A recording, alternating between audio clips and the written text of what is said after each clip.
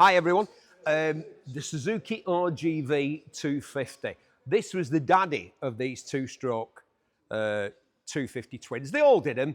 There was the Suzuki, there was the Kawasaki KR1S, TZR250 M, but the powers that be, and back in the day the powers that be were the likes of Performance Bikes magazines, Superbike, Fast Bike. Remember when people used to buy sports bike and they used to buy sports bike magazines? In their thousands, they all reckon this was the one to have. So this one is mostly standard. It's got Tiger rear sets, Tiger end cans. It's just had a service, new battery, low mileage. Let's have a look at that mileage. 16,000, a UK bike from new, and the estimate on this one, just think how much fun you could have on this on a sunny Sunday. It's a beautiful day today, end of October. Day like today, you could just pop out on one of these and have a lot of fun for very little money. The reserve between £3,500 and £4,000 on the Suzuki RGV 250. This is a 1992. Wow, it's over 30 years old now, this bike. Doesn't look it, does it? I suppose it's got a look of that era though, hasn't it? It's a Honda NSR125 Alcast, which I think refers to the cast frame that this motorcycle showcases. That's what the young people say, isn't it? When they go out showcasing their abs, not that I do that these days for obvious reasons, but the old cast frame, there you are, it says it there. Helpfully, there's me, bit of guesswork, it actually says it there. I could have just read it off the frame. So this is a 6-speed 125cc 2-stroke single, low mileage. Let's check that. Would you believe it? Less than 7,500 miles. 32-year-old and less than 7,500 miles. Complete and unrestored example. 2,500 to 3,000 is the estimate on that one. Honda NSR80. 75 cc's. So why isn't it an NSR75? I don't know. What I do know is that it's mostly original. The vendor says that the bike, that's the person who's selling it. Sorry. Says that the bike runs and rides well. The V5 is with it. It's long-term dry stored. It was imported, rather obviously, back in 2008. 80cc used to be a thing, didn't it, in like the world, the Grand Prix Championships. Not now, obviously. You do wonder, maybe in Japan, where this bike was built and sold originally, that would be a thing. But it's a good bike, in good nick, and it's cheap. The estimate on this one is between £2,000 and £2,500. And I'll tell you what you absolutely won't see if you go out on a Honda NSR80 is another one. No matter where you go, I mean, you're not going to see one, are you? This one is the NSR250, fantastic, previously fully restored, and you can't half tell. Pearl white paintwork, look, you can tell underneath this light, and a red saddle. And as we all know, lads and lasses, a red saddle adds at least 5 or 6 miles an hour to the top speed of any motorcycle. Beautifully made, because it's a Honda, you've got a Kickstarter there. Just needs recommissioning. Good tyres. Well, brand new tyres, it looks like to me. And a fantastic motorcycle, could be yours. The 1984, wow, 40 years old. Looks good for 40, doesn't it? Could be yours for £3,000 to £3,500. We're getting them all in now. Well, not all of them because there's no Kawasaki, but we've had the Suzuki, we've had the Honda, and here's the Yamaha TZR250, back in the day, a proper weapon. A full-size motorcycle, only a 250, but physically big, so you don't feel like you're on a learner bike, a teenager's bike. You know, like you see these lads, and I'm not knocking you.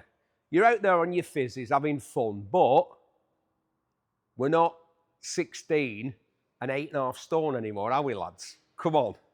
You might want something that's actually grown-up size. So you might want this TZR250. I think, let's have a look at the clocks. This is no, it's an import. 249cc, parallel twin, 6-speed gearbox, Yep, it is an imported to the UK in, well, this year. It runs and rides very well. And the estimate on this one, similar to the others, between £3,000 and £3,500. And now for something completely different. A 2002 Harley Davidson FXSTDI. FXSTDI Softail Deuce EFI, electronic fuel injection. A fantastic custom example, a motorcycle we will henceforth refer to as Cobra, because that is the name that it has been given. A fantastic one-off custom bike. You won't see it's like anywhere else because it's one-off. Created at huge expense. The engine is a 1450cc V-twin, of course. It's a show-winning custom bike with chrome everywhere, loads of presents, fantastic unmarked paintwork, very low mileage, less than 7,000 miles from new in the 22 years that it's been around on this planet. A show-stopping bit of kit could be yours for considerably less than it costs to create. I bet the paintwork costs the low end of the estimate on this one. The estimate is £15,000. Yeah, maybe not £15,000 for the paintwork, but you know what I mean. If you wanted to build something like this, I reckon you're talking 2 or 3 times that amount. This one could be yours, the 2002 Harley Davidson. What a long name it's got. The longest name on a motorcycle I think I've ever come across. 2002 Harley Davidson FXSTDI Softail Deuce EFI. Easy for me to say. It could be yours for 15 grand. Or perhaps you'd prefer the Japanese take on a custom cruiser motorcycle. The Yamaha XV750 Virago, a nice original low mileage cruiser. It's in absolutely fantastic condition. Look how clean this motorcycle is. You could literally eat your dinner off it, although quite why you'd want to do that and quite why people say that, I have no idea, because it doesn't make any sense, does it? But 1992, 32 years old. Oof, wait till you hear what the estimate was on this. I don't know if it's going to come across on camera. It might, because I have a very skilled camera operator here working with me.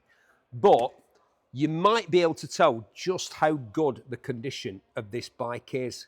It's like, I say this, but it's like a new bike. Look at the saddle, look at the tank. There's not a mark on it. Look at all this chrome. Mileage is bigger than on most of the bikes in here, but the estimate on this bike is incredibly low. You could have this motorcycle, we think, for between £2,000 and £2,500. And to me, so far, that's a bargain. This one is look at this, what a cracking looking bike.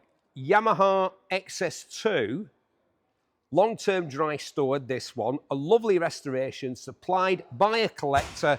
It runs and rides great according to the fella that's selling it, and we have no reason to doubt that. 99% original, but with lovely paintwork. It's got about 10,000 miles on it, and the estimate on this one is £4,000 to £4,500 bike. It's what I call a Beatty bike. Do you remember that movie, Shampoo? You don't, do you? But in that film, Warren Beatty, you know the guy who was Bonnie and Clyde and all that, he rode round dating, shall we say, some very attractive women on a bike. I think it was a BSA that looked very similar to this one. It's sort of what the Americans would call a bar hopper. You know, you just ride from one cool place to another in the sunshine, wearing a cheesecloth shirt and a cheeky grin. You could be doing that even if you live in Burnley for between £4,000 and £4,500 if you bid on this one, the Yamaha XS2 from 1972. Now hopefully it's moving on to this one. I do like this bike, but then again, why shouldn't I? It's an all-time classic. 1979 Honda CB750 F1, a UK bike. We see lots of these coming in from the States. This one is a UK bike, if that presses your buttons. We've got a 4-into-1 exhaust on it. I do like this colour.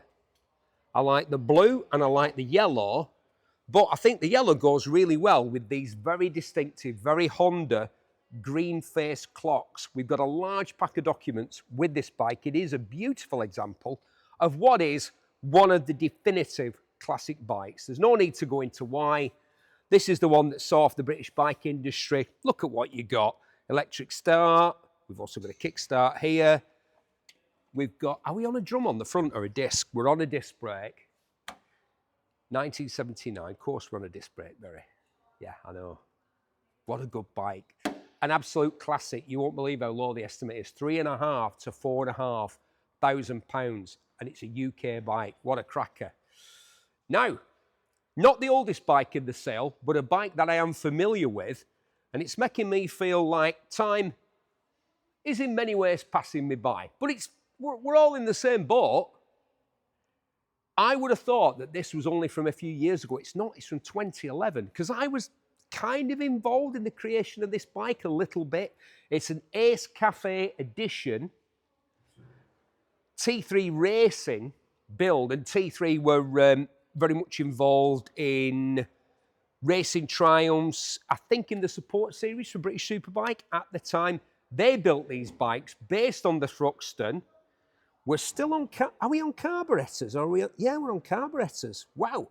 So by this time, I think the Thruxton had gone to fuel injection. But there are so many one-off parts on this one. The Ace Special, the 904, they made 15 of them. This is number 10. Lots and lots of things different. The forks, look at the forks. Come on, when did you see forks like that on a Triumph Thruxton? Look at those brakes. This was all stuff, these levers, the master cylinders, the handlebars, it's all different. Look at the instrument display. Don't go looking at this and thinking, that's a nice Triumph Thruxton that's had a few parts, a few nice parts bolted onto it. This is a very special motorcycle, and it's a lot of bike for the money. As we say, 10 of 15 made. There's still one of these in the Ace Cafe in North London near Wembley Stadium if you go down there.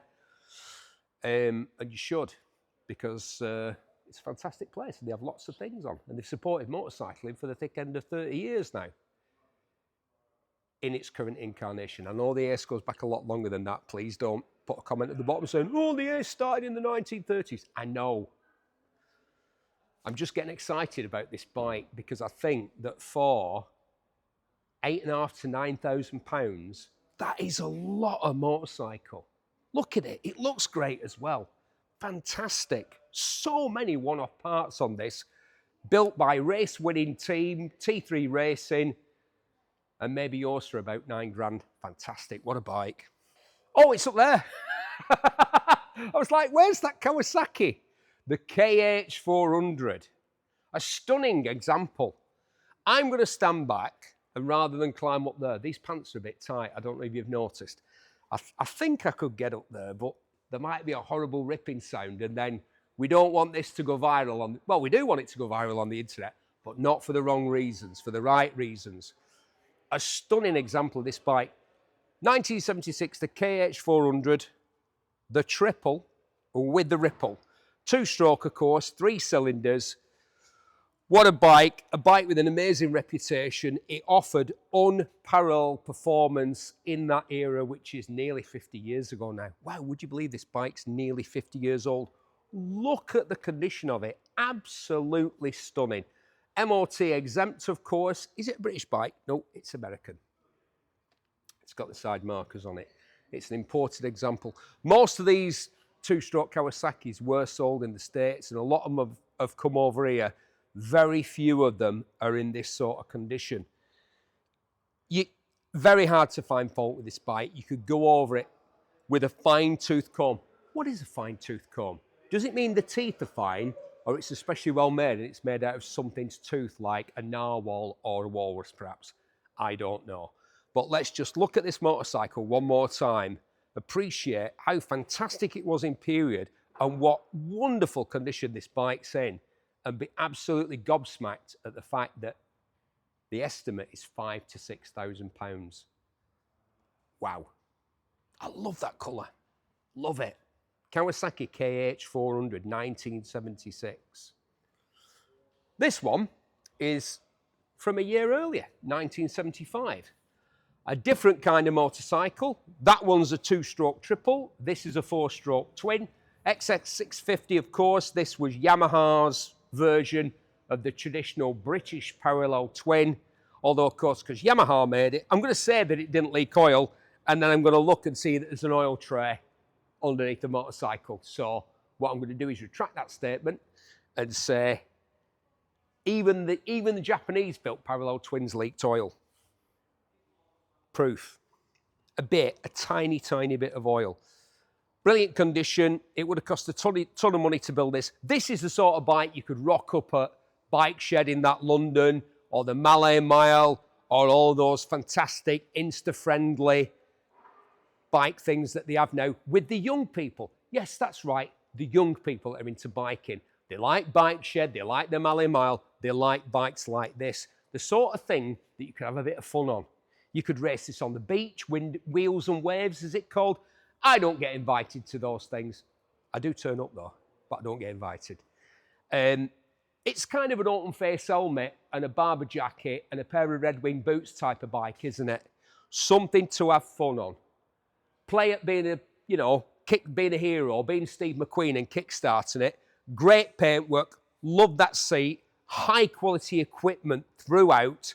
It'd be an absolute blast to ride and could be yours for between £6,000 and £7,000. I'll say it again, you couldn't build it for twice that, you couldn't. But you could buy this one, 1975 Yamaha XS650 Street Tracker, we reckon for between £6,000 and £7,000. These are estimates, of course. On the day, anything can happen, right? It's like Thunderbirds. Anything could happen at a Manor Park sale. But that could be yours, we reckon, for around that money, which is very affordable. Right, this is a Suzuki TS250 M, a very nice restoration, low mileage, 1976. All these 70s bikes, they just look so great. They knew how to make a motorcycle attractive to the sort of buyers that they were trying to bring in. It just looks sexy, doesn't it? Anyway, 247cc, two-stroke single. It's only done, in the thick end of 50 years, it's only done 4,700 miles. It starts, it runs, and it rides. It's MOT exempt. It's a UK bike. It's not an American import. There's nothing, I don't know why people are worried, what happens to motorbikes in America? The same thing that happens to them here in the UK, except the ones in America might have come from somewhere where it's not nearly as rainy as it is here, and so might be in much better condition. This one is a UK bike. It's in fantastic condition. It's low mileage. It's had a wonderful restoration, and look how cheap it is. The estimate's between £3,000 and £3,500. You can have a lot of fun on that. A similar motorcycle, this one, but with a great name, the Ranger, and it's red. You might go, I don't want a 250, I want a 185. I don't want it to be red. Well, here's your bike. High-low ratio gearbox, it's got a V5, came from the States, well, it was sold new in the States, and it's a bit cheaper than that silver bike we've just said. The Suzuki Ranger, the 185 here, the estimate on this one, £2,500 to £3,000. Let's have a look at the mileage. Just under 4,000 from new. The Ranger from Suzuki. I like that. I like that a lot. And I've got a friend who's going to be watching this. Hello, Marcus. Look at this. But, obviously, I'm not here just to speak to him. I'm here for everybody. So let me tell you about this lovely Triumph T110 Tiger.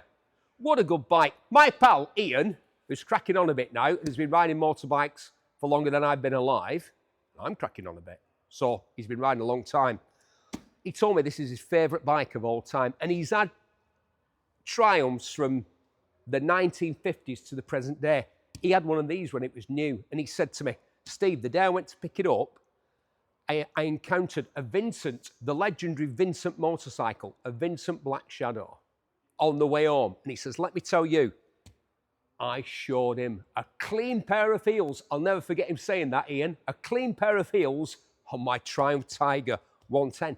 Because the Vincent was very quick and a fantastic grand touring machine, but on the windy back roads, it couldn't live with one of these. What a great colour it is. What fantastic condition this motorcycle is in. It starts, it runs, it rides. 650cc parallel twin, of course, We've got rear suspension. We've got front suspension. We're still on a drum brake. Look how great that bike looks. Absolutely phenomenal. Bit of a rip in the seat. Apart from that, just do that. In fact, your leg would well, get a friend, because your leg would be there, wouldn't it? So you need a friend. A lovely lady or a lovely gentleman. Just get one of them, and their leg would be in the way, and it'd hide that. Apart from that, it's absolutely stunning motorcycle. And yours, perhaps, but you have to bid it. You have to bid in it to win it for between £7,000 and £8,000. 1954. 1954. Wow, it's 70 years old. Look at that. Fantastic. Not 70 years old, but not far off, is this one. Look how saucy this one is. This is the Suzuki T250, a beautiful example. Who's doing these restorations? I'm glad they're doing them, but in a way I'm glad it's not me, because it just looks like a lot of work to create something that's this good in a bike that's this old. A relatively modest machine, and yet look at the paintwork. It's fantastic. Look how shiny it all is. Look at all the chrome, all the other stuff, the running gear, the wheels. Look at the wheels. Absolutely mint. The engine, the exhaust, everything. Like it's a few months old instead of being, hold on, let me work this one out, 50-odd-year-old. 50-odd. Yeah, that's maths, that is. Never my strong point. I was always better at history. Oh, and by the way, I won the Latin prize 2 years running. But that might come in useful later on when we get to some of the Italian machines, but not for now. TS250. Estimate on that one, £3,500.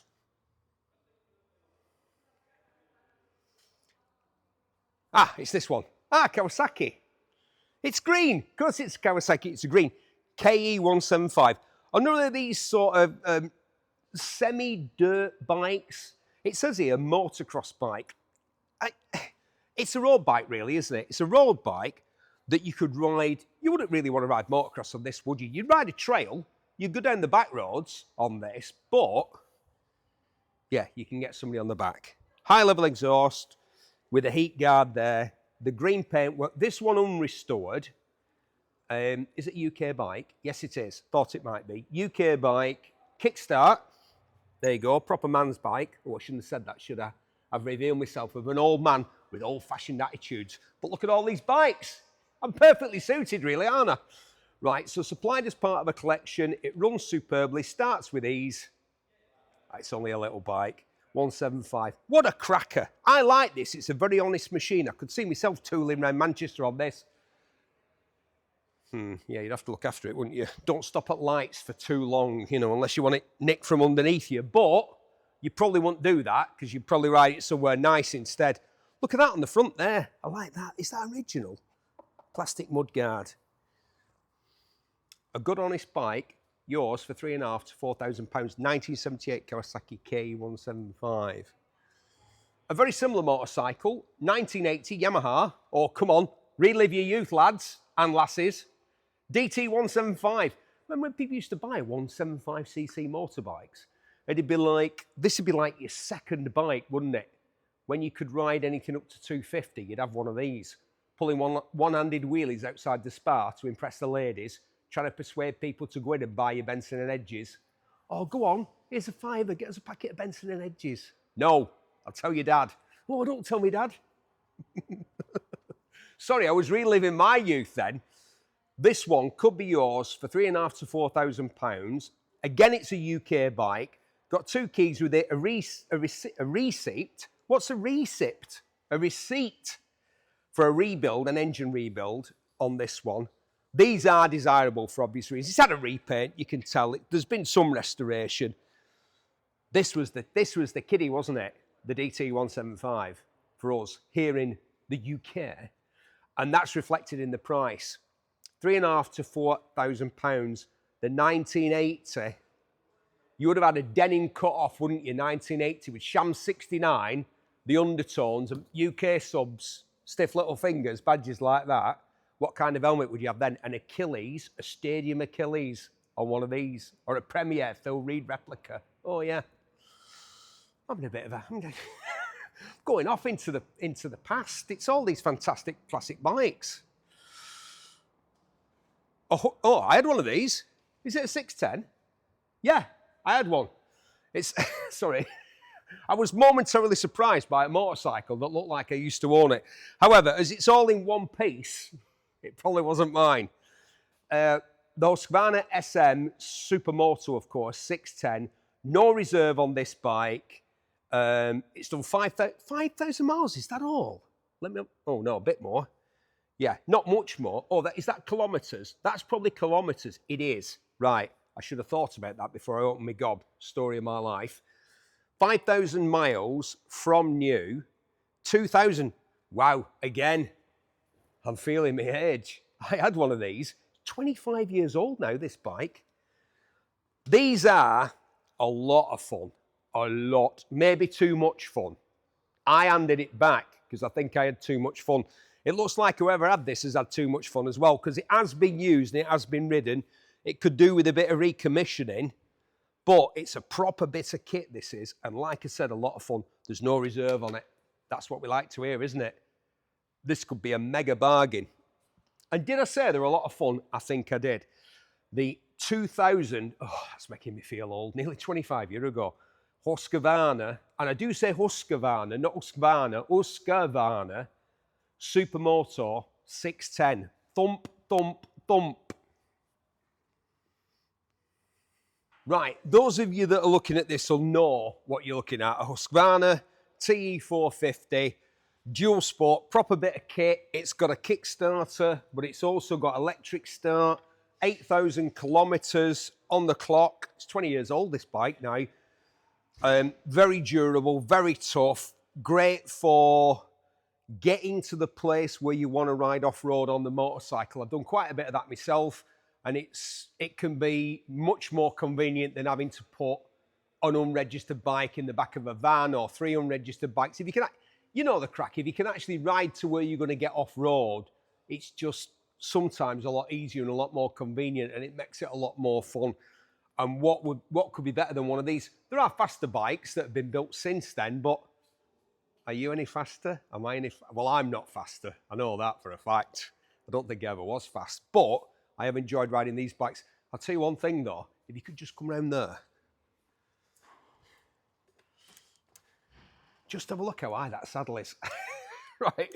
So if you're thinking about one of these, this is why you should come to the sale. Not saying that you shouldn't be buying online, you shouldn't be looking at the bikes online, you shouldn't be watching this, but if you can come to this facility in Runcorn, the only permanent facility for car and bike sales, classic car and bike sales in the Northwest, then you might want to go, oh, actually, yeah, I'm going to have to rethink that because, but look how slim that saddle is there. You get your boots on the floor, you're off and running. This could be a very affordable way into an acknowledged classic of this genre.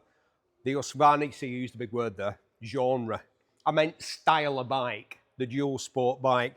TE450, the estimate is £1,800 to £2,200 on that bike, which again, now is 20 years old, believe it or not. I love this next one. Look at this beautiful motorcycle. This is what you'd get if you take everything away from a motorcycle except the stuff that makes it go. Because look, there is no brake on the front. And look, there is no brake on the back. That's because it's a speedway bike. Rotrax, not to be confused with Rotax. Those people in Austria, are they still in Austria, who make engines, particularly big single-cylinder engines used by all kinds of people. No, Rotrax were a bicycle manufacturer. I think they were based in Hampshire originally. Like so many bicycle manufacturers, they branched out into motorcycles, and that's a Jap engine. That's not a racial slur. It's not a Japanese engine. It was made by J.A. Prestwich, think of Tottenham in that London. Popular speedway engine. Speedway, the only Australian sport. But what about Aussie rules football? Surely that's Australian in origin. You know that strange cross between like a fight and a game of rugby, Australian rules football. Speedway can be as rough and ready. I just love the look of this thing. Even if you didn't want to ride it, and you could ride it, There are all sorts of events where I think there's like beach racing now, where they didn't used to be just drag racing. You could take it there. I'll say it again because I think it's the best bike event in the UK at the moment. Malay Mile. I went to the one at Grimethorpe Castle. That'd be perfect for what goes on down there. You could take it down there, have a lot of fun. It's a 500cc, 4-stroke single speed. Of course it's single speed. Pure motorcycle. All that's there is to make it go and turn a bit. Nothing to make it stop. No complication. Just open the throttle and have lots of fun. Perhaps an accident, but probably at quite low speed. I've fallen off enough speedway bikes to know that it hurts, but you're not going, well, I'm not going that fast. The estimate on this one, £3,500 to £4,500 from 1950, this bike. Look at that, they didn't change much. When I was going to Bellevue watching one of my heroes, the sort of Shale equivalent to me of Barry Sheen, Peter Collins at Bellevue, the Collins brothers there, but Peter was the best. I'm sure the others would all admit that. That's what speedway bikes looked like then, and they haven't changed much at all in all those years. What a great looking machine. Not the sort of thing to go touring on. Look at that saddle, it's tiny. I mean, I haven't got the biggest butt, but I think, you know, you wouldn't want to sit there for too long, would you? Fabulous, I just love it. I also like this, the 1996 Honda CR250R. Now, when you say Honda CR, that is a legendary motorcycle, isn't it? I had them boots. Oh, we'll come to that in a minute. Sorry. I know I get distracted. I see things and I think, oh, like this Husqvarna a couple of bikes ago, I think, I had them exact boots that are over there. But we'll explain why those boots are there in a second. This is a replica of the Jeremy McGrath machine from 1996. Again, nearly 30 years ago. The bloke brought together all of the stuff to create an accurate replica of the bike that Jeremy McGrath used to dominate Supercross back in the day. And when I say dominate, I think in that season, in 96, he won all but one of the races in the series, and the only reason he didn't win the other one is because he didn't do the other one. So he won all of them that he was in. A legend of the game, of the sport, an accurate replica, not easy to do, to bring together all of these parts to create this motorcycle. And the geezer went to all the trouble of getting all the period correct gear that Jeremy McGrath wore, all of his replica gear, including those boots, which I'm pretty sure I had a pair of back in the day. And we thought we looked great. We did look great. Some people would go, "You're wearing purple boots?" I'm like, yeah, they look, well, I won't wear them now. I would if I was riding the bike, if you know what I mean. I get excited, that's my problem. I see all these bikes and I just think, somebody said to me, out of all the bikes, which one would you take home? And I'm like, oh, you've got to give me a top 20. I can't say which one. 20, this would be one of them. Even if I didn't ride it, I actually rode, did I ride Western Beach Race that year? I can't remember. It was about that time. And I rode the 125 version of this bike. And I was useless. I got overtaken by David Knight so many times. I finished Western. Proud of that. I was incredibly slow, but I did finish. David Knight overtook me so many times. I reckon I could recognize him from the back 30 years later because I saw the David Knight's back so many times as he overtook me. A great bike, a difficult bike to find in that condition, very difficult. You've got all the replica gear to go with it. £8,500 to £9,000 is the estimate on that 1996 Honda CR250R. Dr. Big. Hello, Dr. Big. That's what we call them, the DR Big. Yeah? Yeah, it's the 750. 727, but let's not split hairs. Rare bike. I had the 400. I had a 350. No, that was an SP 400, not a DR. Sorry, I'm just remembering stuff from 30 years ago. Bike journalists loved these. The older bike journalists, when I was coming into the game, they loved these Suzuki DRs, and this was the DR Big. Find one in this condition, I dare you. 1990, it's had a major restoration, it says here. Well, yeah, look at it. But you're still on spoke wheels. You've got this Hepco and Becker period luggage. which I think looks a bit naff, but let's not. This is the thing. If you're going to do something period correct, you've got to go back. Of course, now on our adventure bikes, I've got a Capo Nord Aprilia, and I've got all the sexy aluminium alloy luggage, because that's what we like now. But when it's period correct, you have to have what was there in period, and it was this ABS plastic. Again, somebody's gone to a lot of trouble. There can't be many of these. Look at that, it's even got the, the laser exhaust cans. And if Cowland was doing this with me, I don't know where he's gone, he'd be talking about the full floater. That's the only thing he'd notice, because it is. Rare bike, this. And to find it in this condition, very difficult. £4,000 to £4,500 is the estimate on the 1990, the Dr. Big, the Suzuki DR750S, with all the gear on it, all the proper gear that it should have had and would have had back in the day. Find another one. Bultaco. Growing up in Bury, Lancashire, one of my favourite things to do as a boy, don't worry, it's not going to get inappropriate, was to go and look through the windows at two shops that were opposite each other. Ian Anthony in Bury, where they had Porsches and Ferraris. Yeah, in Bury back in the day, we had a Porsche and Ferrari dealership in my hometown, Little Bury, Britain's smallest metropolitan borough. And right opposite that, even better, Jim Sandyford's, where they had exotic Spanish off-road bikes, Montesas mainly, but of course, because he sold Montesas, he'd also get Bultacos. I love the Bultaco logo. I think it's one of the coolest logos, if not the coolest logo, that's ever been on a motorcycle. And I got to know Sammy Miller quite well back in the day. Sammy, who was off-road and circuit racing champion, has a fantastic museum. I've only just been there for the first time recently, a few weeks ago. It's in the New Forest, which is beautiful, obviously, and a unique part of Britain with all their horses wandering around in the middle of the road. I don't know why, I think that's dangerous, but it is a unique part of, I'm only kidding, it's fantastic. I love the New Forest.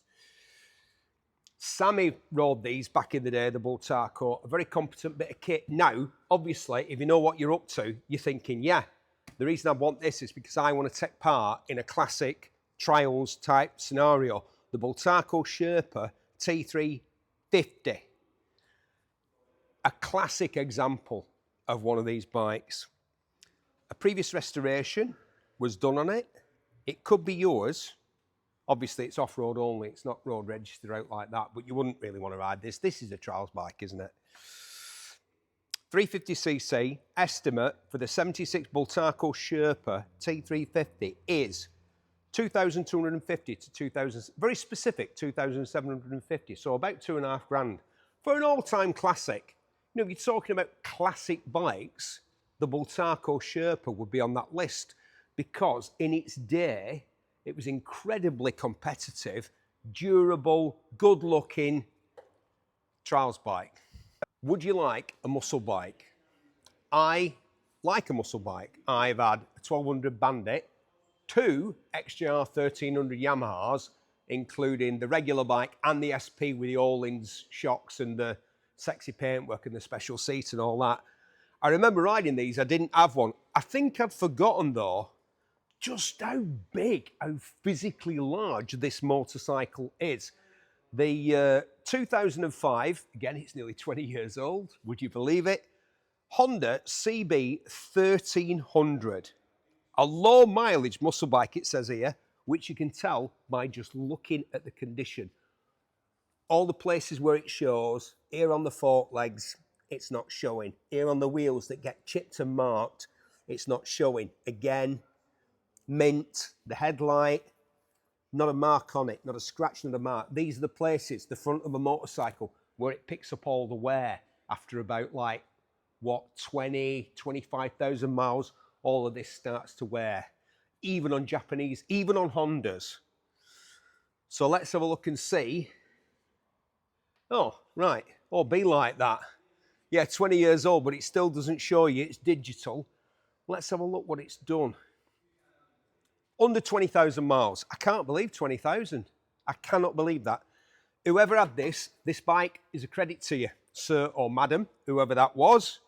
It's got an aftermarket exhaust from somebody I've never heard of called delkjavik.co.uk. Looks quite saucy.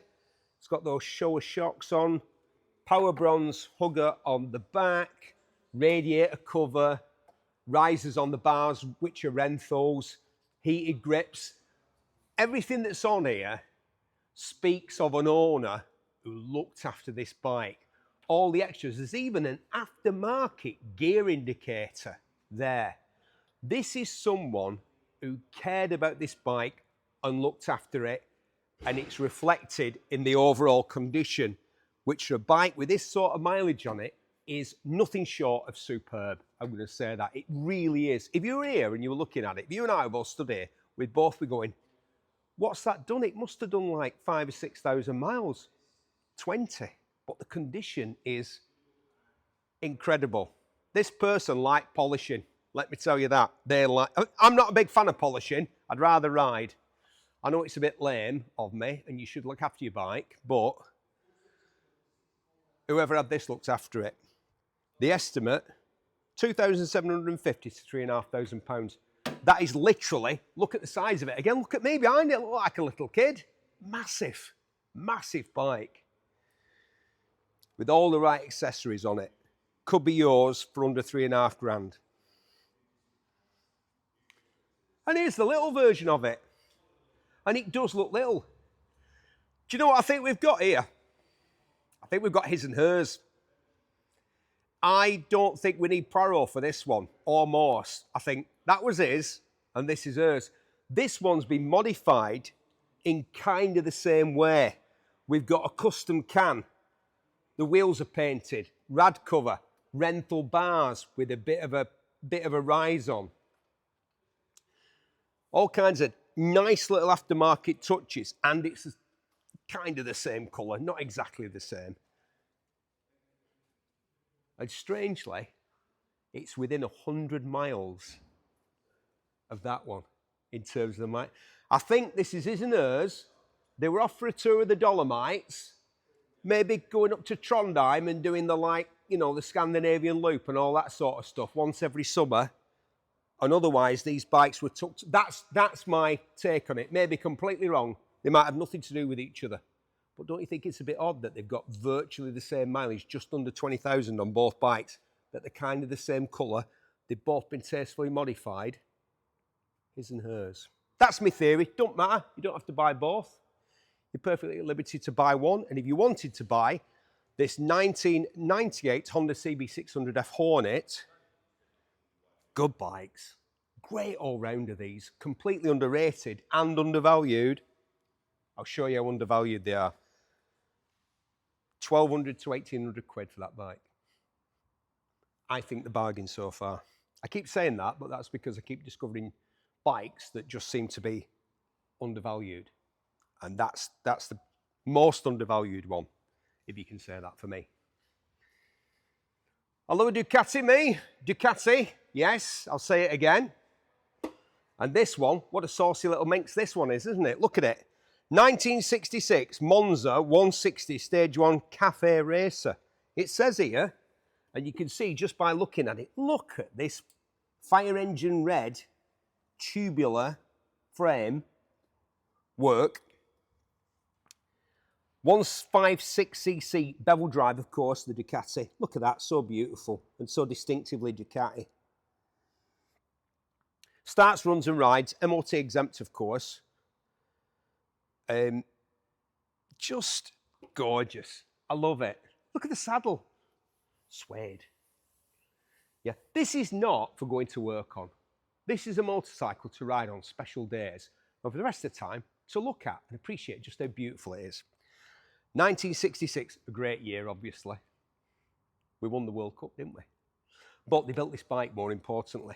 Look at that. Look at the Ducati badge. What was going on about? Oh, the Bultaco badge. The Europeans, they knew how to create a badge that got you all excited, didn't you? To make it look. They love putting wings on the badges as well. To give, it's the next thing to flying, isn't it, riding a motorcycle? And sometimes, of course, you do end up flying when people turn in front of you. which is a shame, but there you go. I'm a bit speechless. Not often that happens. Look at it. Beautiful. Bellissimo. Bellissimo. 1966 Ducati Monza 160. What a great name. Monza 160. Beautiful. £4,000 to £4,500. Gorgeous thing. Like a two-wheeled equivalent of something like an Alfa Romeo Spider or a fastback Fiat or something like that. Gorgeous thing. Keeping it Italian, but quite different in many respects. Kind of a cross between a scooter and a motorbike, don't you think? This idea of a clothed motorcycle with all the oily bits covered up, a big old chain guard on it there, all this covered up, handsome, pillar box red paintwork. Again, a great badge. I said, the Italians, the Europeans, they love wings, don't they? Moto Guzzi, though, that's how they started. The fellow who started the company was an aviator during the Great War. And that's why the Moto Guzzi has that. It's a Ziglo. It says here it's unmolested. I'm glad it's unmolested. If there's one thing I don't like, it's a molested motorcycle or a molested anything. It needs recommissioning, very rare apparently. A lightweight 100cc, later 110 two-stroke, known for its simple design, its reliability, and being as good as a scooter at keeping dirt and grime and oil off your lovely trousers when you're going to work. You don't want to rock up at work like Cowland with oil and dirt and filth all over your trousers, do you?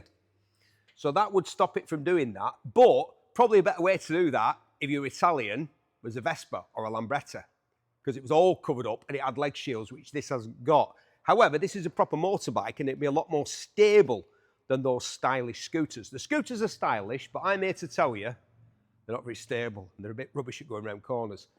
That'd be a lot better. It's a rare bike. You won't find another one. £2,000 to £2,500 for a rare motorcycle. I can't believe this one's back here in the sale. Why hasn't somebody bought this bike? Come on. What's wrong with you? Look at it. It's beautiful.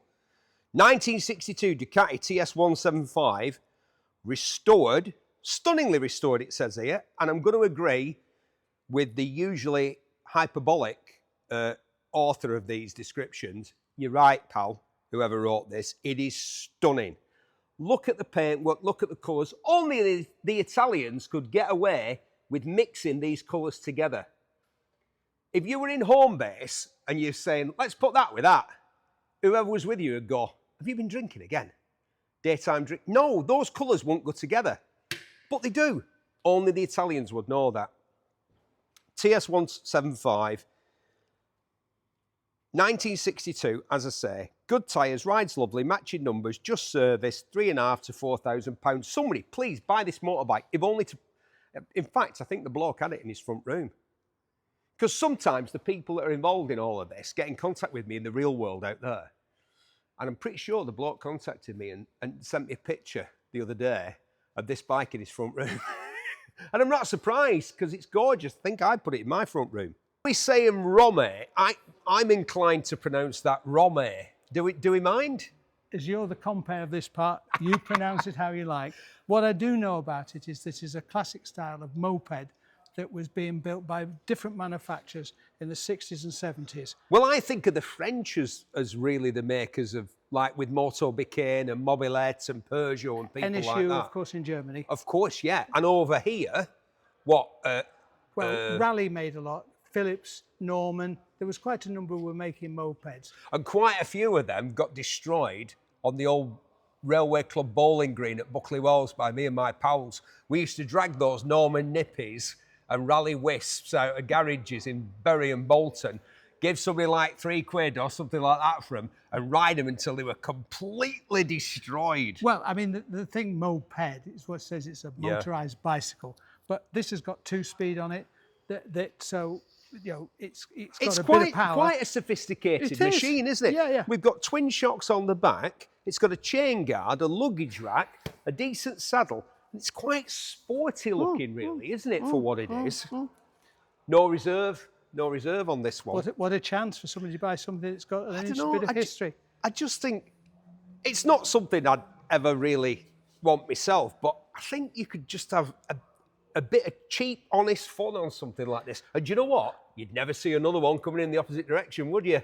You hope you wouldn't when you said something like that. But you see, this engine, because a few years ago, like, I mean, you would see these at race meetings, pit bikes. Oh, yeah, pit bikes. I know, it's very stylish. Goodwood or somewhere like that. Very stylish pit bike. Dress yourself up, you know, put your bowler hat on because you don't have to have a crash helmet. Yeah. It's like, be flowery, have an open neck shirt with a scarf around.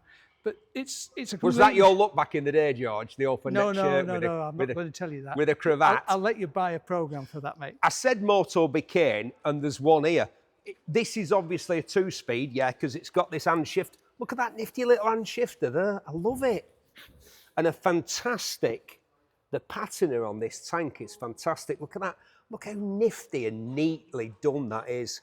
I'll tell you what, for just a little cheap runaround, which is what this is, it's beautifully made and put together, isn't it? The detail's exceptional on it. Fantastic. I mean, you're just looking at the tank there. Just look at the detail in that transfer. You wouldn't be able to get any more now. If somebody made those as transfers and put them on the tank, you'd leave that. As again, you see, it's got very simple suspension because basically the frame is made of steel, not much thicker than any bicycle, to be truthful with you. This again, it'll probably have an odd cc, like something like 60 or 80 cc's, but it's in complete condition. And as you rightly say, it's a lovely, lovely machine. What would you do with it? Well, somebody might say you put it in a museum, some people might put it in a man cave, some people might take it, there's lots of events that I know of where you can exhibit these machines, steam fairs and the like. You can easily put it in the back of your Land Rover and the like, and have a bit of fun. Look at this, it's got two-tone paintwork, and then it's got like this gold. It looks like, you're saying it's a transfer, but to me it seems like it's like hand-applied pinstripes. Yeah, but I was just looking at the main motor. I just like the idea that even though it was a very modest machine, they still gave it some style and put some effort into making it look good. And that's why the range of machines that you can buy today is vast, because there was a lot more manufacturers. And these were being made in a day when somebody would spend more than a week's wages to buy it for sure. They might want to go to work or something like that. I mean, in England, for sure, one of the things that took place after Beeching closed all the lines in 51 and 52, people who used to go to work by train, the route was taken out, and people were thinking, how am I going to get to work? I can't afford very much, haven't got a lot of money. So mopeds were the cheapest form of transport. And that's why Rallies and Normans and all the other manufacturers saw this as an opportunity to actually give somebody their own means of transport at a price they could afford. It was classic just after the war. For sale. This is before. With no reserve. There we go. Now, here we go. This is to me the perfect example. This Motobecane, another Motobecane, but earlier than that one, a motorised bicycle. You can see it, can't you, George? This is a motorised bicycle. Oh, absolutely. Because look, there's the bicycle frame, and there's the motor, and this great big strange arrangement here where we've got what, a leather belt? Yeah, is that belt driven. Is that a rubber belt? We've got a great big. It's a bit like a big fan belt, you know. It is. But single speed. But you would have been obliged, just like an electric bike today, you would have pedalled along and this engine would have given you some assistance, yeah? Well, the idea is there's no clutch, right? So to get it going, you've got to start pedalling. On this stand, and then knock it off the stand and off you go, Most people would actually ride it down the road because obviously you need to put the stand under here. There's no clutch, right? So what you do is you start pedalling, right? If you go to the London to Brighton, you will see lots of things like this. You start pedalling, the engine fires up, there's the magneto, and when you come to stop, there'll probably be the compressor, which is there, and you'll stop. The interesting thing about it is that has no brakes. So you're relying upon stopping when you want to stop and decompress it. Those are carbide lamps, because you can see there's no electric on. It's French. This one's off a bicycle, unless you put a battery in it. But these are interesting. This here is to stop the mud going on your clothes. So you imagine what the roads were like in the 20s and 30s, right? You know, not the roads like you know today. So any mud, this would stop it going up on there. Same with on the front valance. So you can see that. That was again to stop. There's lots of transitional things here is that you said at the beginning of this, you can see bicycle. And in fact, as you know, Motobecane, I think this is in the early 20s. It's 100 years old, 1924, yeah, this one. Yeah, and they ceased, went into various ways. And then when Mobilette came about in 1952 or 53, that was part of what was the Motobecane. I think people would be shocked. There's no speedometer or anything like that on here. No, but I think more people than would about be 20 miles an hour, you'd be frightened on it. 20 miles an hour, you would be, wouldn't you? The estimate's £4,500 to £5,500. It's 100 years old, this machine. I don't know if you could get anything of this age that's working like this one for that sort of money, but there you go. No, I mean, for people that might be interested, one of the very first motorcycles I bought in 1964 was a 350 Humber from 1927 and paid £40 for it. But that was an enormous... £40? That was a king's ransom. It was more 64? It was about 2 months' work. 2 months' wages. Anyway, right, here we are. Still wearing its French number plate on the back and with these funky reverse levers. This is a... Oh, here we go. It's on the old pronunciation again. I'm from Bury, you know. It'll be better than it is from Southport. It's the Cazenave Bullet. The Cazenave Bullet. And it's a rare French auto cycle, it says here. They started building them in the 1920s, very similar to a Motobecane. This is a lot younger than that. 1950, this one's from, George. Yeah. Well, again, that probably is an estimate of its date. I'm not quite sure. But again, you can see lots of traits of bicycle. If you look at some of the very early Mobilettes of 1954 and 5, they had very distinctive frames like this, but didn't have suspension on the front. They had this one's got suspension. On the front. But looking at it, again, it's in very nice condition. It's groovy. I love it. It is. But the interesting thing about it is, just reading the description, and I think, as I said to you before, when I learnt to pass my test in 1962 on a motorcycle, I rode a VAP, which is on there. Yes. Right. And there's also a reference to Paloma. And when my father was alive, we sold Mobilette, Palomas, and Mobilettes and NSU Quicklies and others. It says there was one here called the Super Peggy, and that had a Laura engine. I think I'd like a Super Peggy fitted with a Laura. But again, you know, it's a lovely machine. I love it. All I would do with this is get it running. I decided to give it an oily rag restoration. You'll be surprised how much oil this will come up. And I'm almost sure that that will be a fairly, provided the combustion is there and the rings are intact, as long as you get some compression, some petrol and oil and a spark, it will go. I love the exhaust. It's just so jet age, 1950. When they were Joe 90, you feel as though you take off to the moon. It is, isn't it? And then it's got the cheek to have where it has the name. They've got the name all over it. They were very proud of this bike. Yeah, yeah. And it's got the French flag and a checkered flag. I don't know what the age restriction would have been on that. But 16. If you'd been 16, one of these, it would have been the end of the world, wouldn't it? But again, you can imagine, you know, some of those French roads, they'll be stopping at lunchtime and having some wine and whatever the dish of the day is, and jumping on your moped and going for a swing. Plate du jour, yeah. I fancy the Super Peggy if it's still on offer with the Laura. Super Peggy and Laura. I love it. Absolutely love it. And it's our favourite, no reserve. Yeah.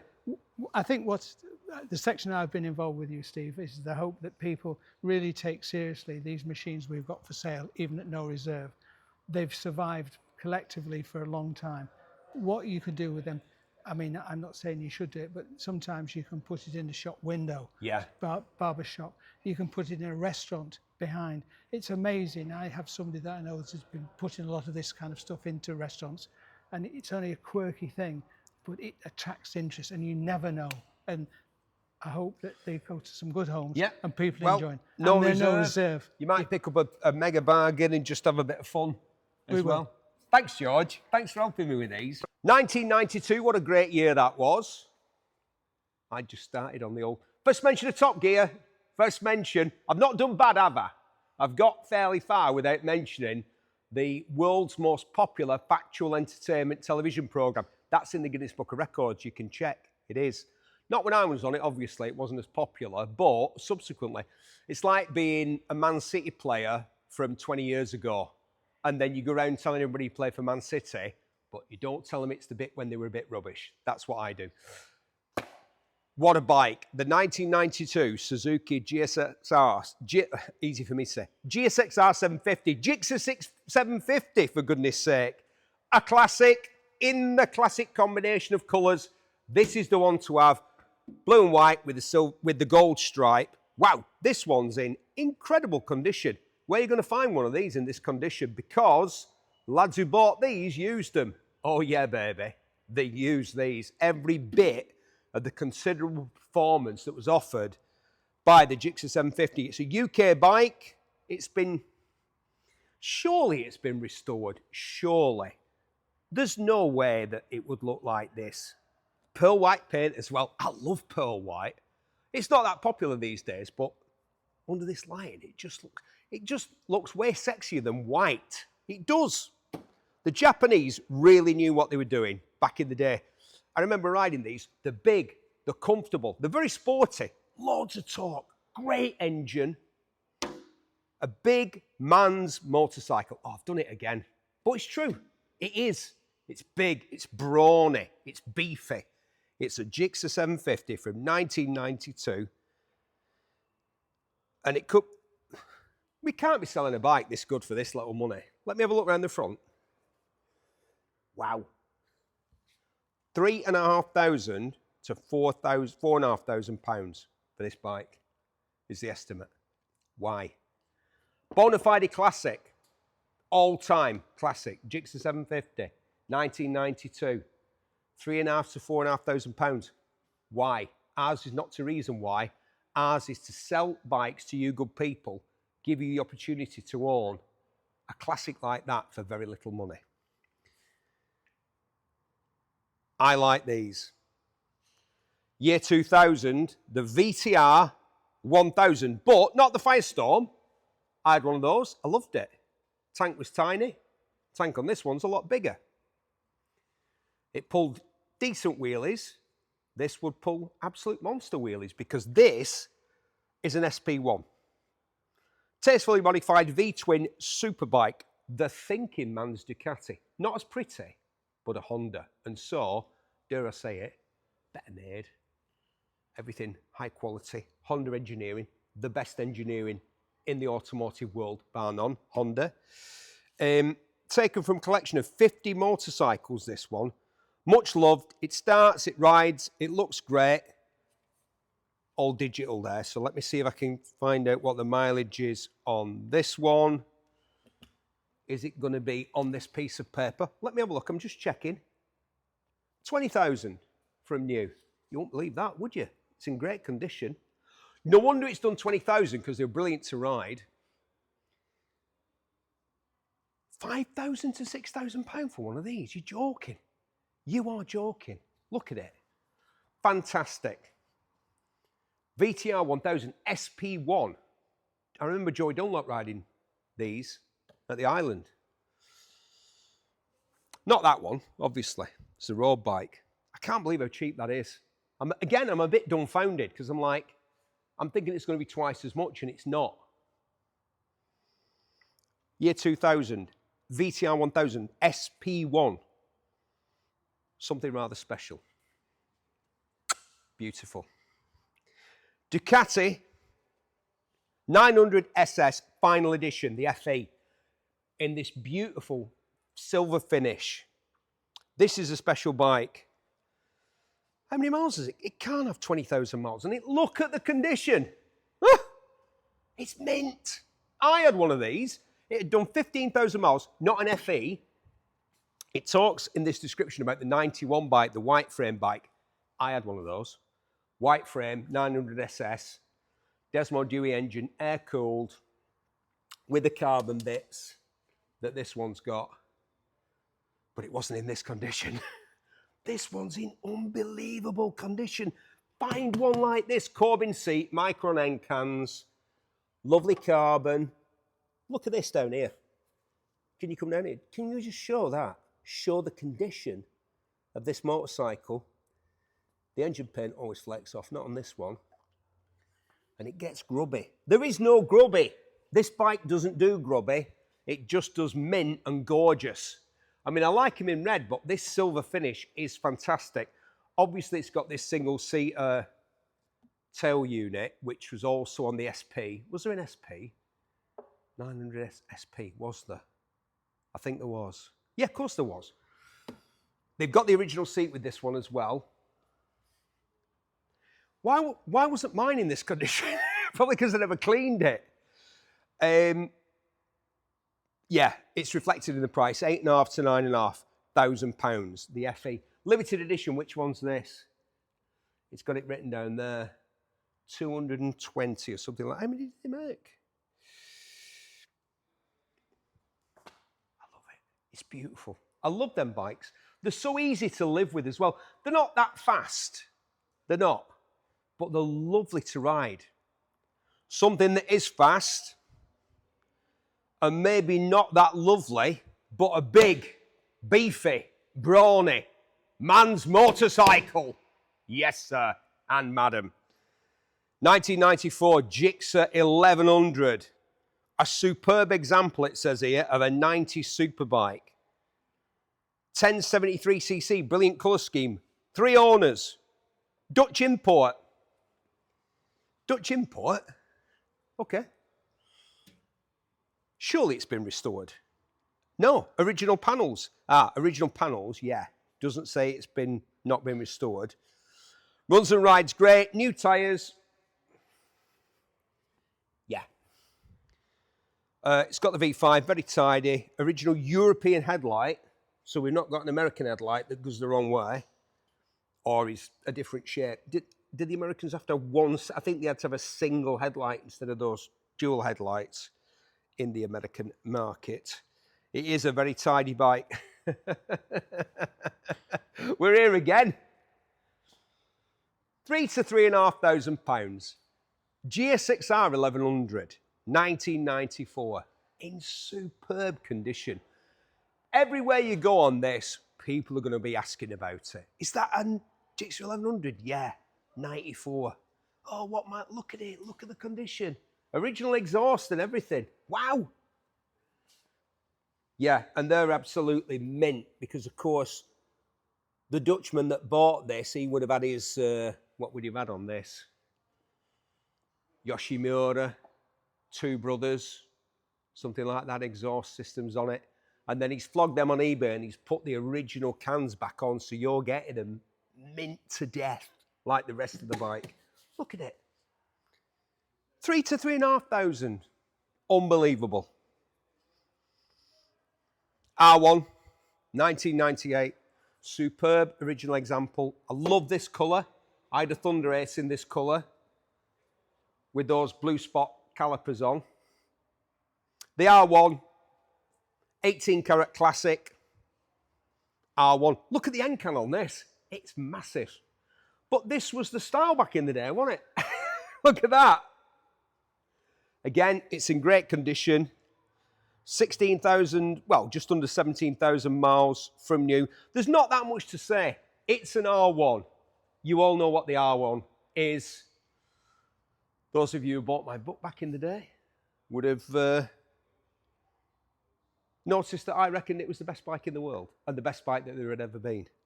I was probably wrong, and I probably wouldn't think that now, but it is one of the great all-time classics. It rewrote the book on superbikes.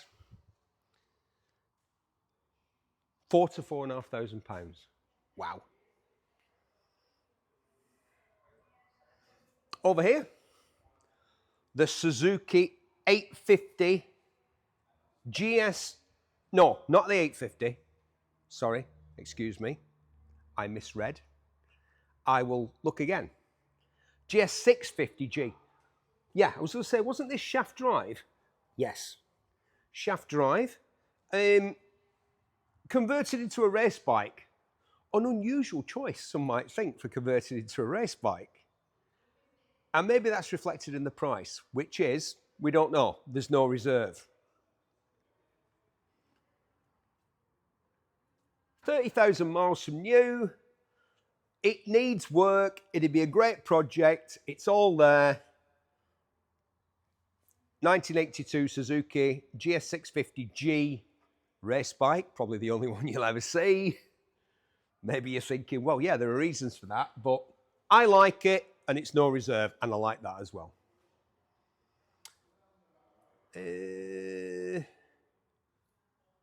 It's in the corner.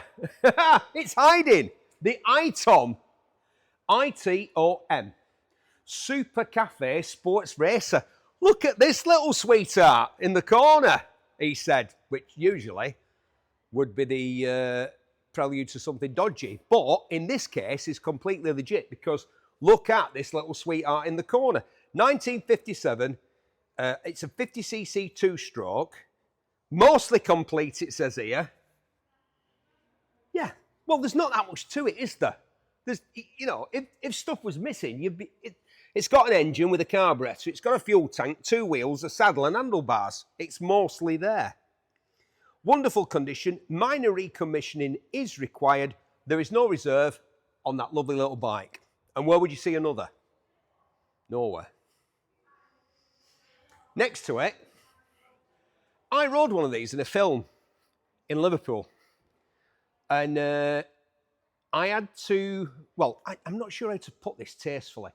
I had to collect a lady who was working in the oldest profession, which was handy because it's got a sidecar, so she jumped in there after I'd inquired about my requirements. That's as far as I'm going to go. It was a fictional film. I was playing a character. I wasn't doing it in real life. But I found it a bit of a handful until I got used to it, and then I enjoyed it.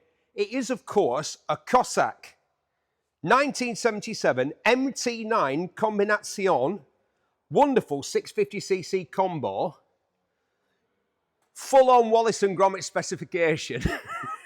Of course, this was a Russian-made version of the old BMW, but then you knew that, didn't you? In 1967, to commemorate and celebrate the 50th anniversary of the Great October Soviet Revolution, they built this bike, commemorative edition. I was going to say, why is the sidecar so far away from the motorcycle? They're not currently attached to each other. They've just been put here. I was thinking, what's this gap in the middle? It's very wide. You could put it back on the bike, or you could not bother. You could like get rid of it, but you'd have to, wouldn't you? This would make a great World War II replica, wouldn't it? Of like the German, you know, like the Great Escape? Steve McQueen on the, yeah. Not on the solo bike, but the fella's chasing him. Because when I say that, apparently, I spoke to one of the blokes who was involved in that chase in the Great Escape, and he said one of the guys dressed as the Germans, because it was Bud Eakins. You knew that, didn't you? It was Steve McQueen's mate, Bud Eakins, being him on the Triumph, getting away from the Germans.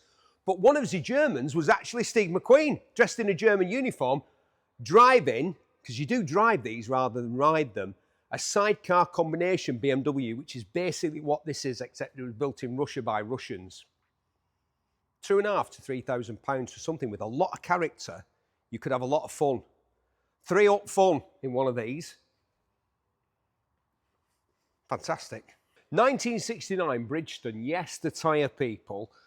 Quite an unusual motorcycle, a 185cc twin two-stroke. It's kind of 290s put together. MOT exempt, we've got a V5 on it. I don't think they sold these bikes in the UK. Somebody's going to put me right on that and say, yes, they did. They sold them in the States, obviously, and they don't make motorcycles anymore, Bridgestone, but a distinctive sporty bike. It's got a mental top speed. It's like 76 mile an hour or something like that on this bike. But a good-looking machine. I like the saddle. I like this two-tone green and white paintwork. Kickstarter, a lot of fun, and cheap. The estimate is about £2,000 on that one. A Triton. Truly beautifully built machine, it says here, and it is. Look at this unusual tank. That'll be fiberglass, won't it? Yeah. I love the seat.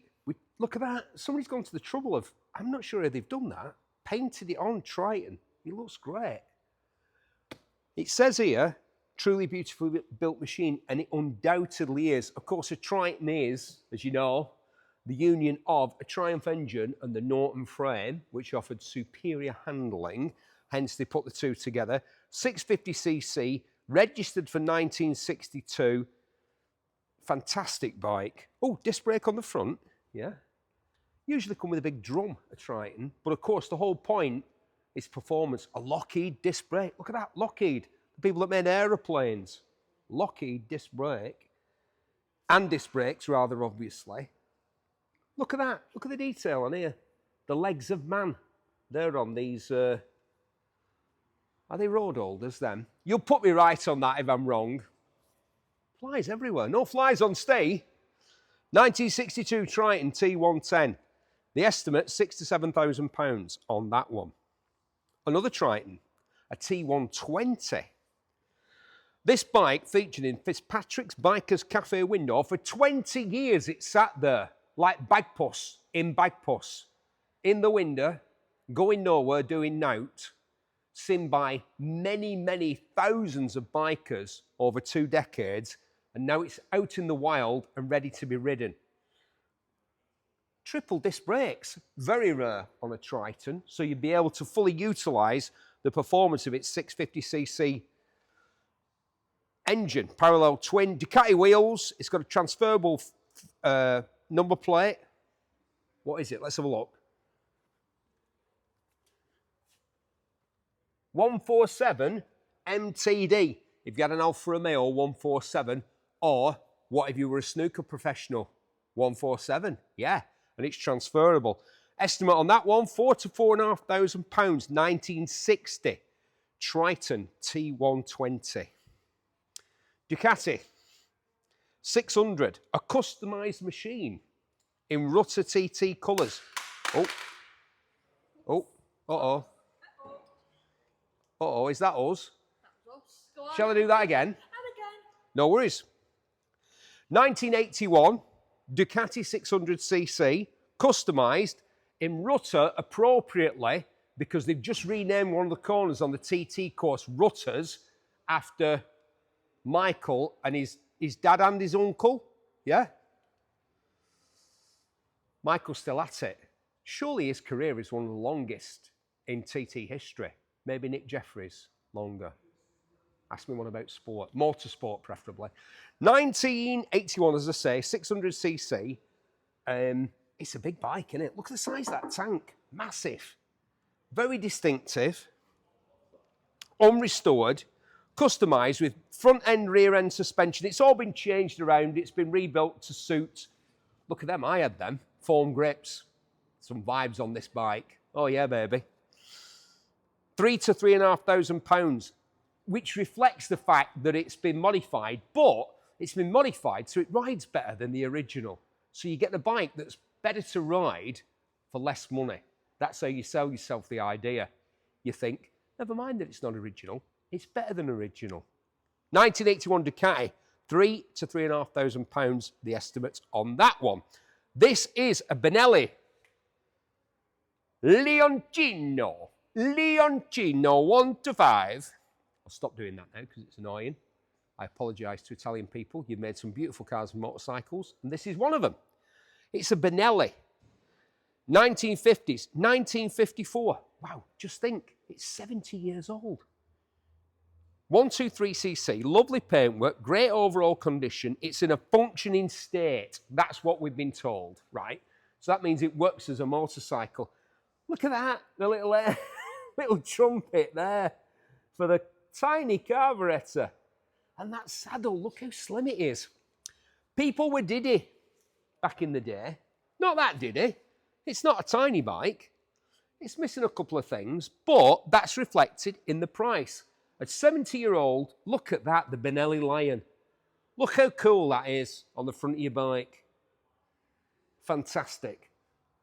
It is a lion, isn't it? Yeah.